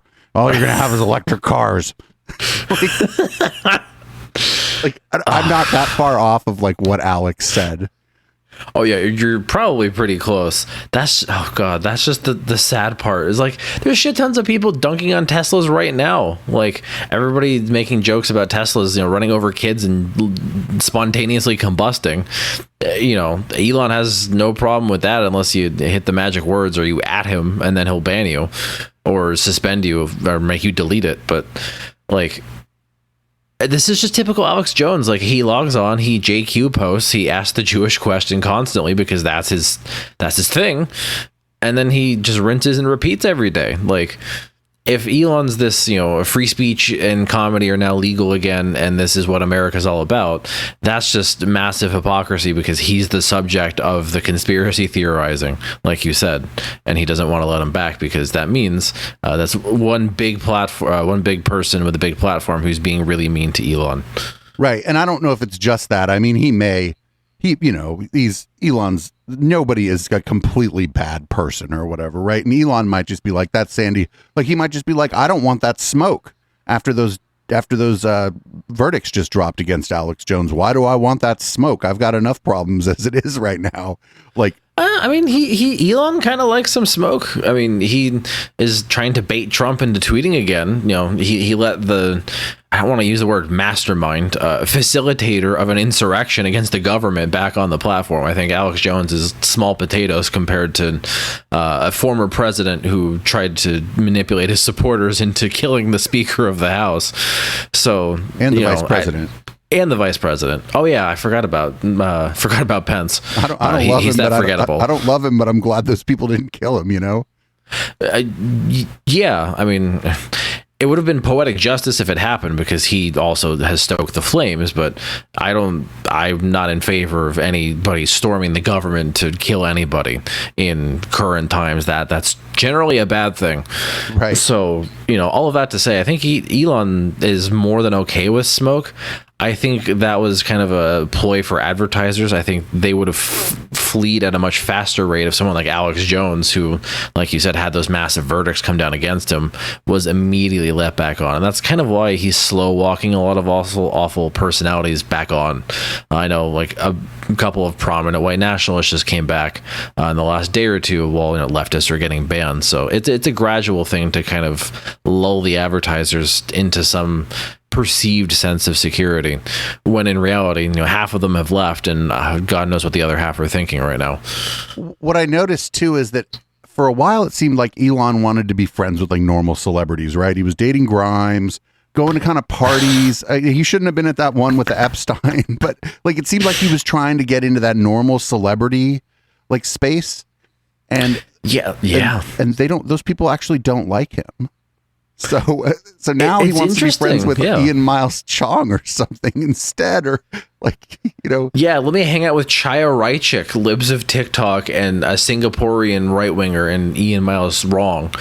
So, it's funny. Like, we talk about the IDW, and I think you touch on something really not talked about very much with Elon. He yearns for that Hollywood celebrity status. Like, he has celebrity because he's the richest man in the world, not because of his personality or his opinions, right? He's gotten to that position solely through brute force of his finances and all of the labor he's exploited to get there. And now that he's come to this position of prominence, and there's not unquestioning worship of his public presence, and there's a shit ton of pushback against him, that hurts, right? His wives, plural, have left him. Grimes went to go date a trans person in Bradley Manning, and one of Elon's children, I think, is actually trans. Or sorry, yeah, Chelsea. Freudian slip. Grimes and Chelsea Manning are dating now, which is awesome, just because of how much it pisses off Elon. And one of Elon's kids, I think, if I remember correctly, is trans and changed their last name to get rid of his name. Yeah, and like this is all pushed back on Elon's shitty personality, because I think he's a shitty person, generally speaking. So he's almost doing this as revenge. It's almost like, I'm going to take the one thing you enjoy, dunking me on Twitter, and ruin it, because you all say mean things about me, and I'm not this, respected Hollywood style personality like all of the other folks in the public sphere are. Right. It's just like he wanted to be like Tony Stark, who's not a real person, and it turns out that he's Howard Hughes, who was a real person. Yeah, he wants the adulation. I mean, I think this goes back to when you came on our stream, where we talked about like what's the background of a lot of these people from the IDW, and a big component is like failed celebrity, like failed Hollywood aspirant. They wanted to be like Ben Shapiro, wanted to be a screenwriter and a singer, a theater kid, and now here he is. A lot of these people, and I think Elon absolutely is included in that. They wanted the adoration that comes with being a celebrity, and they lash out with all that they have when they don't get it. Just turns out Elon has a lot of money to push around to lash out in ways that are more harmful than what other people are capable of. So when he said he was going to buy Twitter, one of the things that I said is I was like, hey, I think he's going to use Twitter if he buys it. Because remember when he bought it, it was like immediately he was trying to unbuy it because he paid like 3 times what it was worth, because he's a brilliant business person. But I was like, he's going to use it the way he uses it now. He uses it to abuse and harass his critics and to manipulate the stock price of Tesla. But the problem is, after he bought it, he's, to some extent, maybe he is banning people that are his critics that we're not hearing about, but not any high profile critics, right? It's not like he's banned Cory Doctorow or Kara Swisher or Scott Galloway or, any of the sort of tech literati or whatever who but we don't know. Are there smaller accounts with 40,000 that are just all of a sudden locked out because they tweet about like what's going on like with him or with Tesla? And the problem is he is no longer going to be able to use it to manipulate Tesla stock, because the investor class is now like, they're not interested in him, and everything he does on there is actually probably doing harm to the value of Tesla as a company, at least on the stock market value of it. Yeah, I mean, I think you illustrated it perfectly. This is his MO, and it's gone unnoticed beneath the surface for all of the time until he bought Twitter. And now that people have a very public-facing example of how he runs all these businesses, Tesla, SpaceX, what have you, now people know how he actually does all of this, uses all of these things as platforms for personal branding, for monetary gain, and not actually for any genuine reason to help people or improve the planet. And that's one, resulted in the Tesla stock price absolutely cratering. But two, like you said, he branded himself as this 5,000 IQ galaxy brain business person, and the Twitter executives, when he was trying to buy them out as kind of like a meme, they locked him into it. They said, all right, fucker, we're calling your bluff. 44 billion it is. Let's go. Pony up. Like, give us the money. You're locked into this contract now. Let's make it happen. And so Elon, not wanting to look the fool, bought the place, and now it turns out he might as well have just thrown that 44 billion into an incinerator, because Twitter itself is on fire. So like a Tesla, literally Twitter is burning like one of Elon's cars, just spontaneously combusted because of Elon's actions. So the smart like tech business people whose podcasts I listen to, they all say that he was terrified of a deposition, and that's why he went through with he was terrified of discovery and a deposition, because in a deposition you don't have an army of like weirdos in the comments defending you, right? Like, it's just you, your lawyer, maybe like some kind of mediator person, a camera, and the opposing lawyer, and they're asking you questions, and you are more or less obligated to answer those questions. And so I would love to see somebody redo that Simpsons meme where it's somebody jumping in the line of fire to protect Apu, weird nerds jumping in the line of fire to protect Elon Musk in a deposition, just, making that meme in a actual, like a conference room where he's being deposed. Jesus. I mean, that really makes you wonder, what does he not want people to hear about? I just don't think he wants to. I mean, he was going to be asked tough questions. It might not have been anything specific. It might have just been that there's fair. That, you know what I mean? Like, nobody's perfect.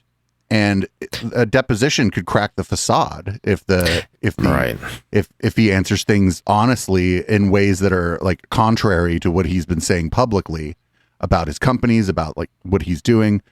Like, did you catch any of the Alex Jones deposition stuff? Like, Alex not being able to do what he does on his show during a deposition, it wrecked him. It absolutely wrecked him. And those depositions are probably why the judgments were so high. Yeah, because you're forced to be your genuine self. You can't play a character in a deposition. That's a pretty interesting thought I never really had with respect to Elon, and that I think only further underscores the brilliance of the Twitter board who forced him into that deal, because that's a catch-22 for Elon, right? If you don't want to do it, you get deposed and you get exposed as a fraud. You do it, you ruin the platform, you get exposed as a fraud, right? It's the same outcome either way. Just the degree of destruction for everybody else is different, but for Elon, he was fucked either way, and that was only because his hubris and his desire to be adored and respected by people, and his apparent desire to read the Babylon Bee, all got him into this situation. And I mean, not for nothing too, like the culture at Twitter before he got there was like, you are among the engineers, particularly like engineers, like the professional jobs there, right? Network security analysts, the systems administrators. Part of your job was questioning your leadership if you thought that you had a better solution to a problem, or that the leadership was going the wrong direction. So you've worked there 4 or 5 years, and you had good rapport with the leadership, even though you've been questioning them. Sometimes they even come to you and go, you know what, you were right. And I'm glad we went the other way. You and your colleagues kind of pushed us this other direction, and it was, technically useful to us to go this other way. And now some fucking maniac comes in here and goes, don't question anyone. And so you're just flipping the culture of this place on its head. You're telling these people that that, now your input isn't important. Just all of a sudden, one day, your job, that part of your job, like basically what your disposition towards leadership is supposed to be like, changes one day. It's not a wonder to me that people like in middle management will like, well fuck this. Like, what do you mean? What do you mean the people that work for me can't tell me I'm wrong, and then I can't tell my boss above me that the people that work for me think we have it wrong and we should think about that? What do you mean? And so that's like a lot of people quit. The people I do feel bad for actually are a lot of the people there on visas, because they don't have a choice. And with all the other people quitting Twitter, a lot of people with the same skill set as them are in the job market, but the new employer doesn't have to deal with the hassle of the visa. Right.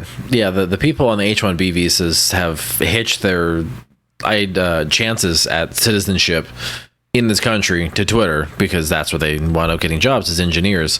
The greater phenomenon that you describe in terms of like Elon's management style, that he essentially showed his ass like the moment he got in the door with that, where he was like, I demand everybody to get their most 500 best 500 lines of code printed out for me to review, as if Elon understands anything about how fucking coding works. That was, I think, a sign that he was just trying to clean house and, streamline or, get rid of the people who did all of the censorship, get rid of the people who banned the Babylon Bee, and his favorite right-wing personalities to make free speech and comedy legal again on Twitter. So that had a pretty big effect, I think, in terms of whether or not people stayed on for Elon's Twitter, because they're not going to want to be subjected to his bullshit. And there was a bunch of reading from where I don't remember. I think this is probably ironically a Twitter thread, but he has acted like this at Tesla and other places, where essentially his employees are managing him, kind of like how all of Trump's staffers were like, trying to explain things in a Trumpian fashion so that he'd understand things that were complicated, just making it seem like they accepted Trump's ideas and then actually not doing them. The same management style of handling a big personality, a giant narcissist like Trump, all of the people working under Elon have had to do with him at Tesla, SpaceX, Boring Company, rinse and repeat. They've been doing that to him for years. So that's why there's a lot of friction on Twitter, because now the remaining Twitter employees are like, oh, Jesus, how do we fucking put up with his next request for me printing out 250 lines of code to do nothing with? What is he doing? He's just acting like he's busy, making it look like he's improving Twitter, when all he's wanting to do is just shitpost and read the Babylon Bee. And I mean, not for nothing either. If you're a software engineer, a lot of your job there isn't actually going to be writing new code. You're going to be going back over old code, fixing things, streamlining some things. Your job isn't to just write lines of code once you have this behemoth piece of software that you're working on. Now your job is to make it better. And so you're not, what do you mean lines of code? I fixed this line of code. I deleted this line of code because I don't know what it was doing there. I replaced this line of code with this line of code because I thought it was better for this. Like, how do you, that's what you're, to think that that's not what they're doing in there, like the workaday software engineers in there, to think that's not what they're doing is absurd, because there's just so much software there already. I'm not a software engineer, but you don't have to know anything about that to know that that's what they're doing. They're mostly fixing little problems that maybe they even created themselves. Now they're better at their job, and they're like, you know what, I can actually go back and fix this that I did when I, 5 years ago or 4 years ago. I think I can do this better, more efficiently, make this more secure, that kind of stuff. And so those people aren't going to have this big printout of code to show people, but those are the people that's the stuff that was keeping it going and making it better on a daily basis, people improving upon what was there. There's just no way that everybody there was just spitting out all this new code all the time, because then all of a sudden the software would just be this absolute behemoth with duplicated work, and it just doesn't make sense. So give me your 250 best lines of code. I would write something else, 250 lines of, and present it to him. Yeah, and everything you just described, Elon has no knowledge of that, which is a depressing thought, but it further underscores how he doesn't understand how to run a business and run a private platform, like a social media platform like Twitter. Which goes back to kind of what Sam Harris was saying in terms of Elon's made some mistakes, and he's kind of unsure as to whether or not Elon is going to actually make it work. He kind of intimated that Elon's vast wealth might allow him to forcibly keep Twitter on life support for a while, before that eventually gets depleted, or he's no longer satisfied with the project, and allows somebody to help him recoup some of his losses and buy it from underneath him again, so he can continue being a shitheel somewhere else. But from Sam Harris's perspective, it's just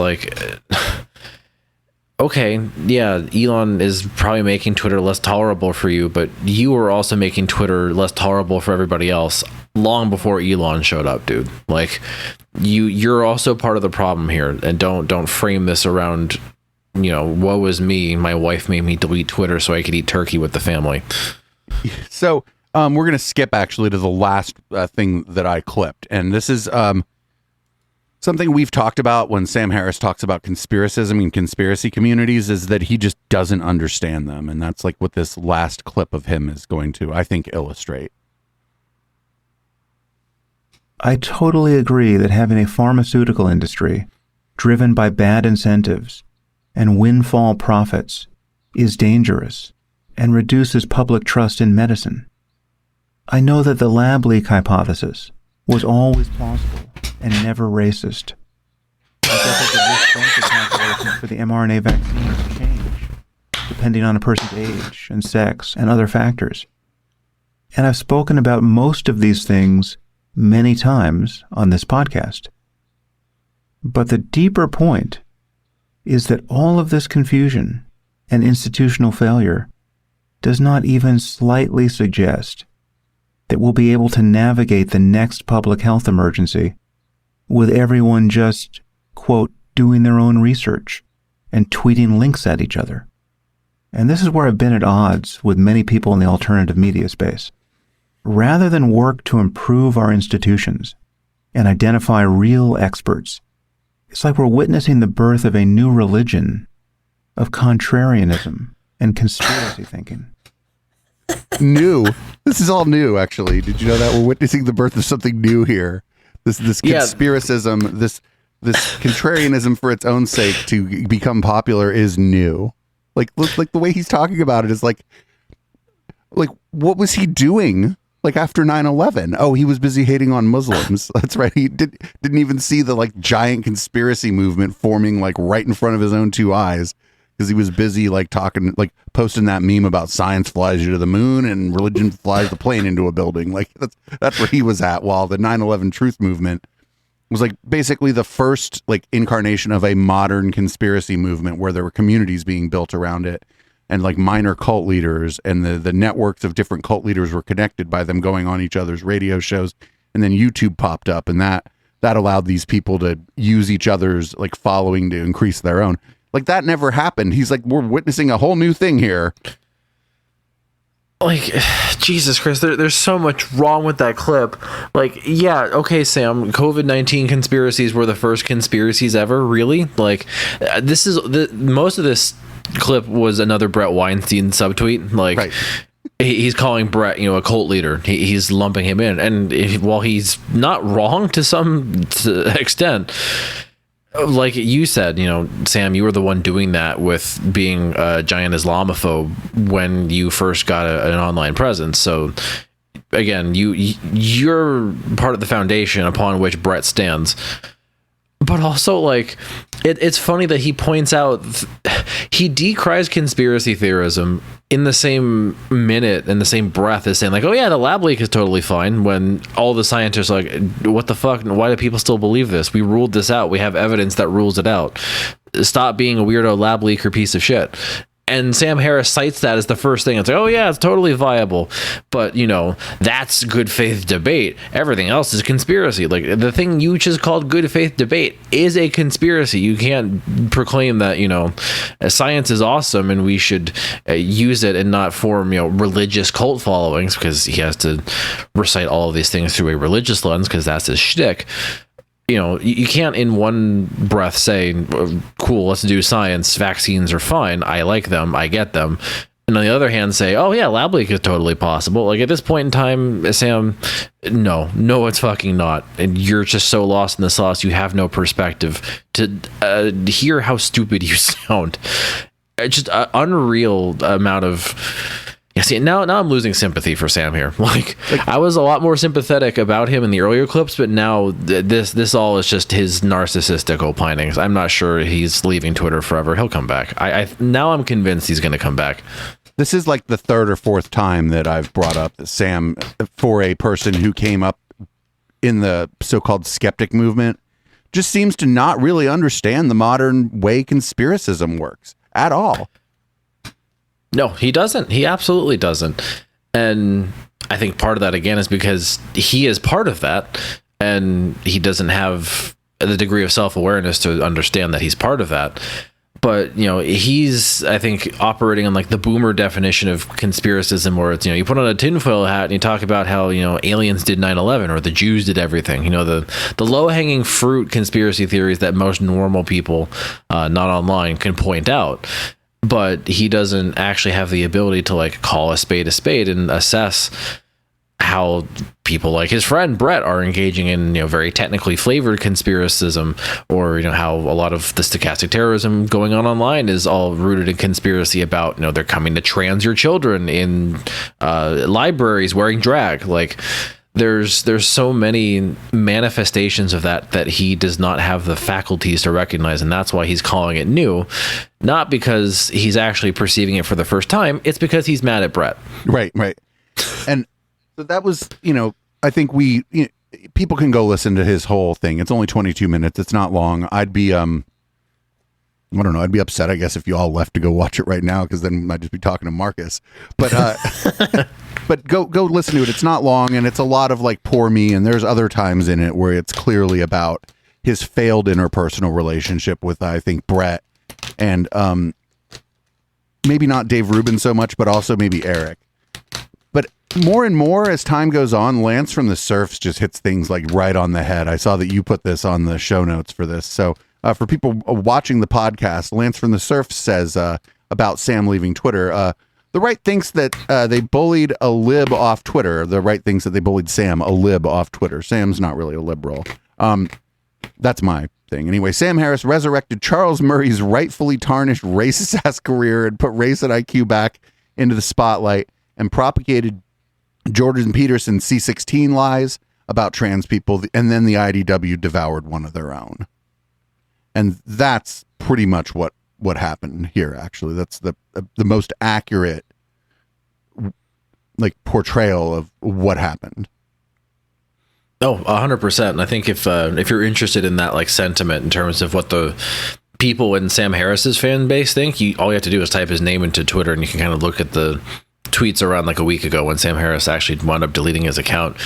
And, I found doing that before hopping on tonight, there's a bunch of like Substackers who were like, oh, he used to be a hero of mine, and now he's a terrible piece of shit, and I'm glad that lib is gone. Like, Lance, like you said, hit it really right on the head. They now just call anybody who isn't a giant fascist a lib and cast them out. And that's what they're claiming credit for. It almost kind of feels like, a terrorist group claiming credit for something they very clearly didn't do. Right. Like this is Sam Harris's own internal mental issues leading to this, and now all of the rights just like, oh yeah, victory, we got another lib, we owned him, which is everybody's just showing their ass. Maybe Twitter should die so people stop doing that.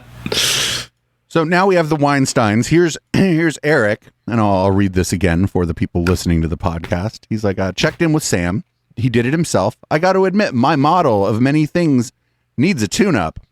I logged quite a few hours in conversation with Sam Harris from 2016 to 2019. They were not helping me predict Sam in the last couple years. I wouldn't have guessed this, for example. That's a weirdly cynical Twitter post from Eric. Yeah, I know. Like, why are your social interactions about predicting people? Like, can't you just interact with people? Be normal, man. Like, I don't know if y'all hung out in real life, but why is this about trying to have some sort of mystical understanding of Sam? Maybe he was just fucking sick of Twitter. I don't know. And maybe it's not that complicated. Eric, stop turning this into some sort of giant philosophy quest. The man just deleted his Twitter account or deactivated it for now. And not for nothing, this is just another example for a lot of these people, this is all about like their personal relationships with one another more than it was ever about anything else. It was never about like intellectual rigor. These people like were all just like sort of using each other and their personal relationship with each other to build their platforms to get more popular. And that's fine. I don't have you on my show, Marcus, thinking that some of your fans might not come over here and follow my channel, right? Like we're all doing that, but like, right. But if you say something stupid, I'm going to be like, oh, Marcus said something stupid. Maybe I'll talk to him about it. Maybe I won't, because that's, that'll be the first time I ever heard of him saying something stupid. So we'll just let it go. Like it's not like this like weird personal thing. And these people, it's all like just so deeply personal. Like it's so crazy because these conversations are all being had out in public, and they talk about the conversations as if they're like deep, like personal conversations you'd have over like a bottle of vodka after you had a long day with your friend, where you might say things you wouldn't say in public. Right. And yeah, there's so much like everybody taking everything personally. And you would think they would all kind of realize that a lot of this was, again, about building a very public facing brand. It's a branding project. When they all did that fucking photo shoot in the forest, like, that was the most contrived, ridiculous spectacle to introduce themselves as these alleged intellectual titans because they wore a sweater and a nice collared t-shirt as an academic in the middle of a forest with some trees and a bush nearby. Like, that should have, I mean, again, none of these people have any self-awareness, but to people who can actually see them for what they are, the moment they hit the scene, you could tell, like, these people are fucking weird. Like, this is some weird anti-academic heterodoxy, as Brett would say. It's all part of the design to position themselves as a viable alternative to contemporary thinking in insert discipline or field here. But of course, none of them can ever apply any of that analysis towards each other, and now it's all personal, when in reality, kind of like we were talking about before, they're just coworkers. They're here to use each other's followings to elevate their own, to generate content, and to clip and ship that content to manipulate algorithms and attract more people to their content. Like, this is all about branding. So it's actually really funny just to see their egos be so big that something as mundane as a deactivated Twitter account is causing this much of a fuss.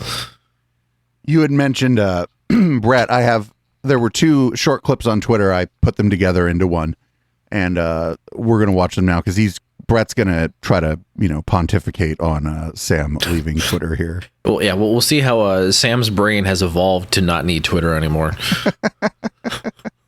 I wanted to point out, there's something that you've heard me say it many times. I think I've said it quite a number of times on Dark Horse, that if you say something that is wrong, right? Mm-hmm. If you get something wrong, the process of admitting that you got it wrong is very painful for all of us. But some of us are good at it. Why are we good at it? Because the pain that you experience in publicly having to reverse yourself is such a tiny fraction of the burden that comes to you if you refuse to correct it, that it's a bargain. Mm-hmm. Expensive as it is, it's a bargain, right? Now, if you do it all the time, people will correctly infer that you're not doing thinking very well because you're constantly having to correct yourself. But if you do your work well so that you don't have to correct yourself that often, and then you do correct yourself when you need to, that actually increases people's trust in you because they know why you're trustworthy, which is that you'll fix it if you got it wrong, and you'll alert them, right? My position on the functionality of hydroxychloroquine, I believed... Which we never talked about on air because it just didn't even hit radar, really. This was actually my biggest embarrassment. Yeah. I do not have a good explanation for how I missed the fact that I was being misled by propaganda on this until embarrassingly late. So, first of all, he's lying. They did talk about hydroxychloroquine, right? Like, he's just straight up lying. But the problem is they've pumped out so much goddamn content that for me to go try to find it, it's an ordeal to actually go, find the clip where they're like, actually, yeah, fish tank cleaner's fucking awesome for COVID. Well, of course, we know it's not, but these 2 stooges, especially Brett, were trying to, again, be as heterodox as humanly possible and say things that ran against consensus for the sake of actually attracting people to grift. Those 2 clips juxtaposed together are just insane because Brett defines your utility as an intellectual as to your accuracy, your predictive ability, like you're some sort of soothsayer and you can get everything correct and know what your track record is. And to an extent, that's a component. Obviously, if somebody's full of nothing but shit takes, then you don't go to them for information, especially if it's important, life-saving information about a pandemic. But then for him to say, like, yeah, your worth as an intellectual, as an academic, is just how your forecasting ability, like, dog, you're just a weather person at that point. You're not a scientist. Like, you actually have to do science and publish research to be a scientist. You don't just call things. You don't call... you're not there. It's just broadcasting and doing commentary, which is all that Brett does. So he's so... anti-academic at this point that he knows that's all he can do is just try and call balls and strikes for everything that happens and use that metric as a utility, as the worth of an intellectual. while then simultaneously saying, here's one of the calls that I missed, but actually it was everybody misleading me into missing that call. It's all your fault. I didn't actually get anything wrong. Y'all made me wrong. While saying, actually, I've been always right, by the way, which means I'm good. Or just dumb, absolutely moronic. And not for nothing, he was like saying that, admitting that you were wrong is hard. And I just don't think it is. It's really not. And if Brett actually paid attention during his 9 years of grad school, that's one of the things they beat into your brain is like, you must say that. You will look like an ass clown if you don't. People will shun you, which they have for Brett. And it's not that difficult to be like, okay, yeah, I was wrong about this. Let's not, do that set of experiments. Let's not follow that rabbit hole anymore because we're wrong about how, this aspect of biology is working.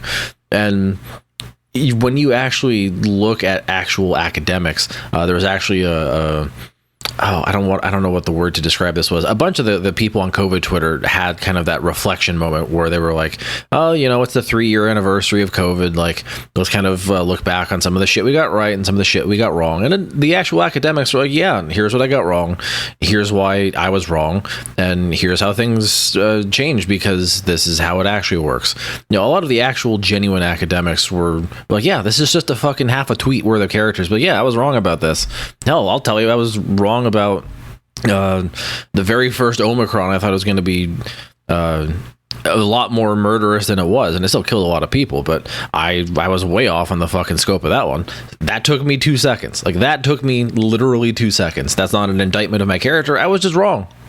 That's it. That's literally it. And Brett can't do that because he's staked his online persona on being right all the time. So we're going to kind of switch gears a little bit for the last couple minutes of the podcast portion of the show to just kind of talk about how a few of our favorite characters and maybe some of the Elon hangers-on are behaving. Here's Jordan Peterson since his account got reinstated. Just tweeting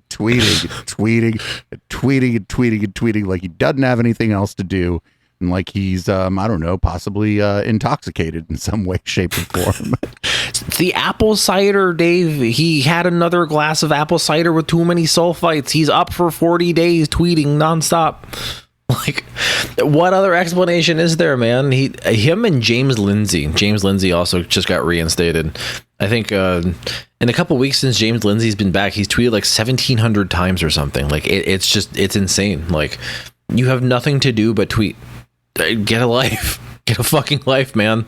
And the fun thing that happened, actually, did you see Nexium trending today? And it was trending because James Lindsay was like cozied up to one of their top I guess one of the people that was recruiting young women into some people believe young girls, people under the age of 18, into Nexium, and he was with a picture with her. I would show up at an event that she showed up at, but if I was on a panel with her, I'd probably get kicked the fuck off the panel because I would go after her. Oh, yeah. And that was Matt Binder who actually screenshotted the pre-James Lindsay suspension tweet where that woman, what the fuck is her name? Nikki Klein, the sex trafficker and cult ringleader, said, I taught James Lindsay everything he knows. And James is like, he liked it or some shit. So they know each other. But Matt Binder screenshotted that. Now that James Lindsay's back, they're just doing what they do with Elon and the Ghislaine Maxwell picture and just reply to all of his tweets with that screenshot.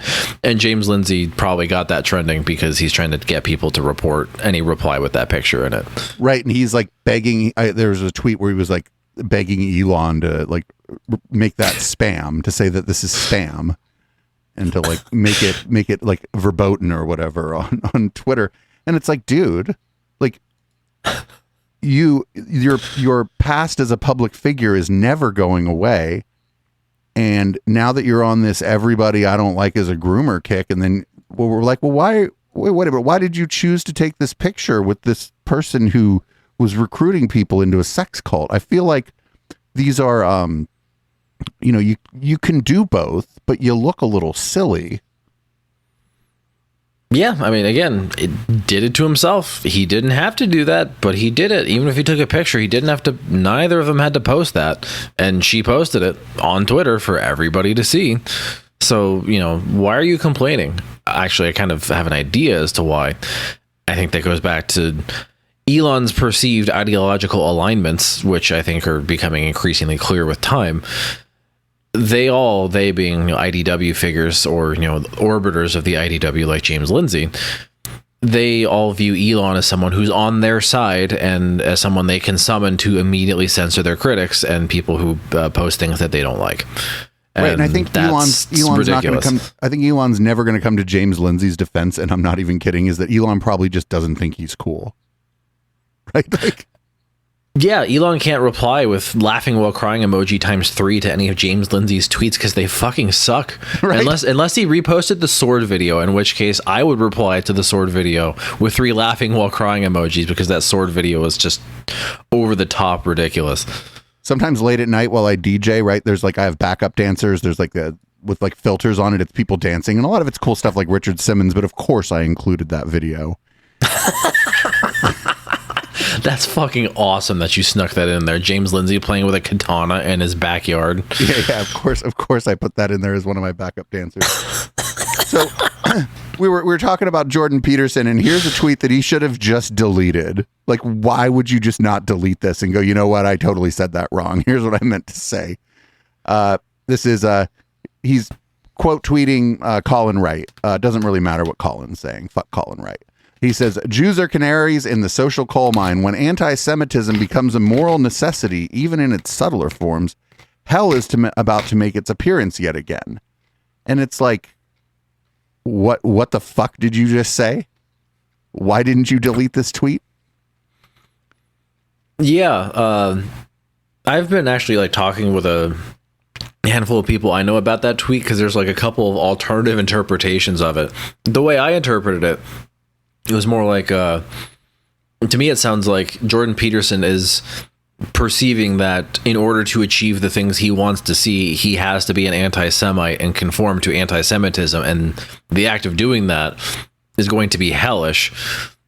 But there's also the alternative interpretation of him basically saying, like, the pushback from being an anti-Semite to do what I need to get done is the actual hell. So it's almost like a contrast of, is it the anti-Semitism itself that's bad, or the fact that you have to do it publicly and you're going to get shit for it is bad?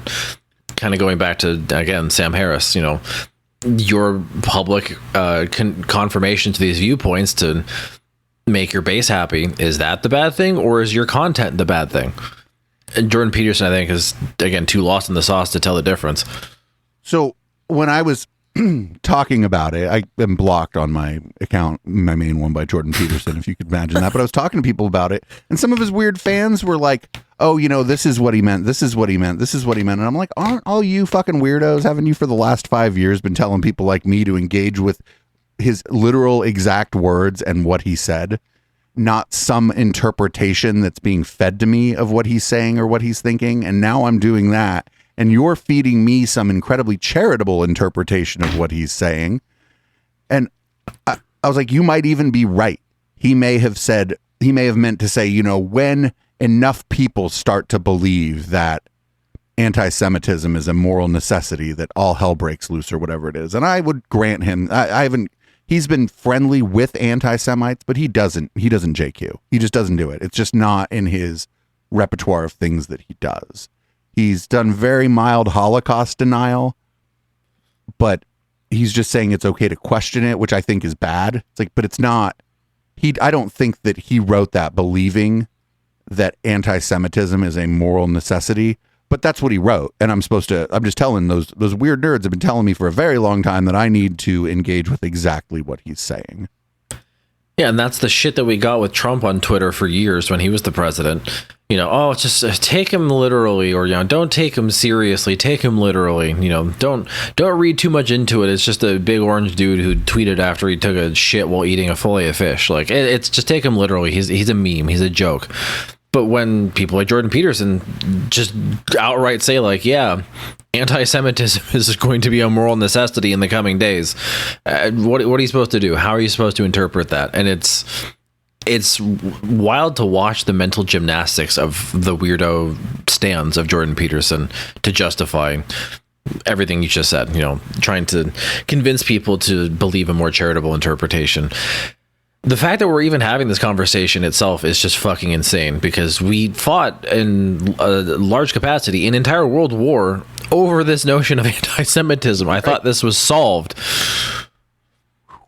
And also, like, not for nothing, I'm just glad that you didn't say the fact that we're having this conversation is a wonderful thing, and isn't it great that we're able to have these kinds of conversations? Yeah, we're in the free market, Dave. The fact that we can talk about anti-Semitism without immediate censorship is a wonderful thing.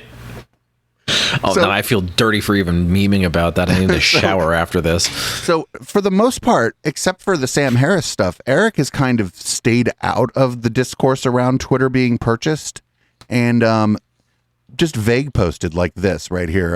Elon says the Twitter files on free speech suppression are soon to be published on Twitter. The public deserves to know what really happened. And Eric is just like, interesting. Yeah, Eric, why are you casting your fucking hat into this, dude? Like, if you knew what was good for your brand, you'd stay away from that. Like, I'm sure Eric's probably talked about, censorship and free speech online in his content before, but like, we don't necessarily know Eric as, the brave free speech absolutionist. Like, that's not really his brand. So why are you sullying what you have left of your brand with this shit? Because you're only going to make yourself worse off for doing it.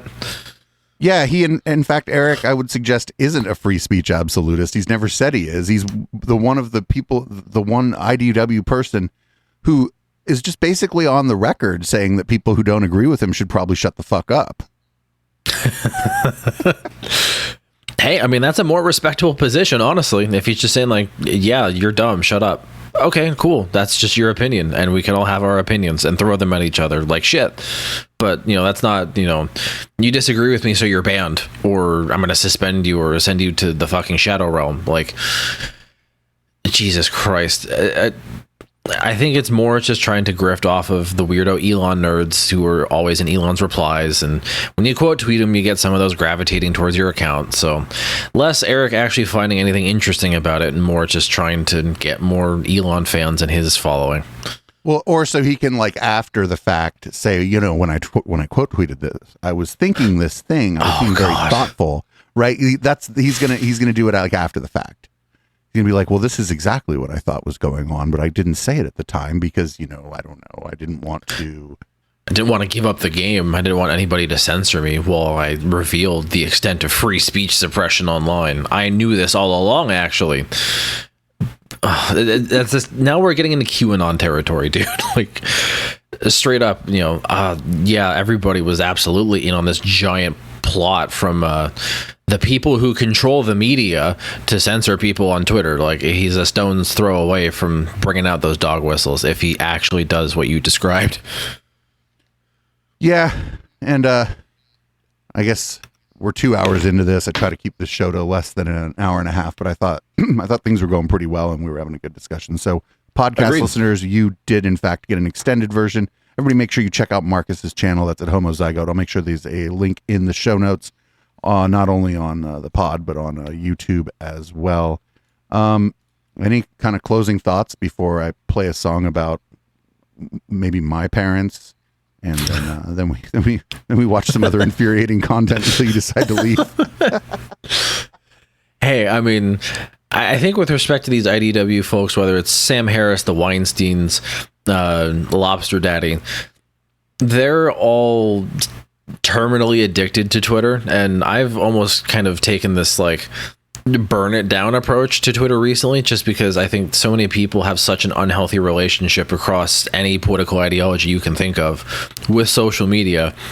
It would almost be nice to like try and forcibly reset some people's brains so that they don't engage with other people online in the future the way they do, because they took a break.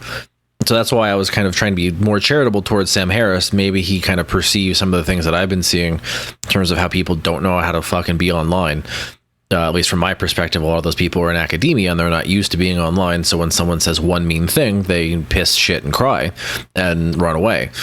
But for someone like Sam, it's different because that's been his entire brand as being online. So I thought it was initially a little refreshing for him to be like, yeah, I don't want to be here. It makes me hate people. I don't like that. But then as it just went on, you get looped back into the cynicism of, oh, well, now this is just him crying about his own persona and being narcissistic on main, and we'll probably expect him back in a month. Nothing's going to change with him. So it was interesting ride throughout that 2 hours to be like, oh, okay, maybe Sam Harris is actually learning, and then slowly coming to the realization that, like, no, he probably is not learning a damn thing. So that's kind of my disposition. Maybe it's a good thing that it dies, and I'm hoping something, if it does die, it being Twitter, something is built in its place with the moderation that you described earlier. That would be the most ideal. I'm not sure Mastodon is it. Maybe if it does become it, I'd be fine with that. But I think in its current form, Twitter is definitely on an unsustainable trajectory, and sooner rather than later, it will completely fall apart or become uninhabitable by most normal people. Yeah, that's good. I don't really have much to add. This is the part where I usually make HK read my show out because it's funny because he doesn't think he's good at it, but I'll go ahead and do that. Thanks, podcast listeners, for listening to this extremely long podcast. Thank you so much for joining us yet again. Marcus, if you're listening to the podcast, this comes out Friday afternoon. Jump on Twitch, twitch.tv/Echoplex Media. We'll have Marcus back on for something a little more lighthearted and less heavy. We'll be doing Conspiracy Bingo. Go to our website, echoplexmedia.com, and check out all of our shows. And don't forget to click that support tab. And our swag shop is just phenomenal. And shout out to everybody at Fourth Wall. They've been pretty helpful for us. This is Boomers by Periscope. I am going to change the contents of my drink and change the color of light in this here room. And we are going to consume more infuriating content until our guest throws his earbuds and leaves. I'll see everybody next week on the podcast.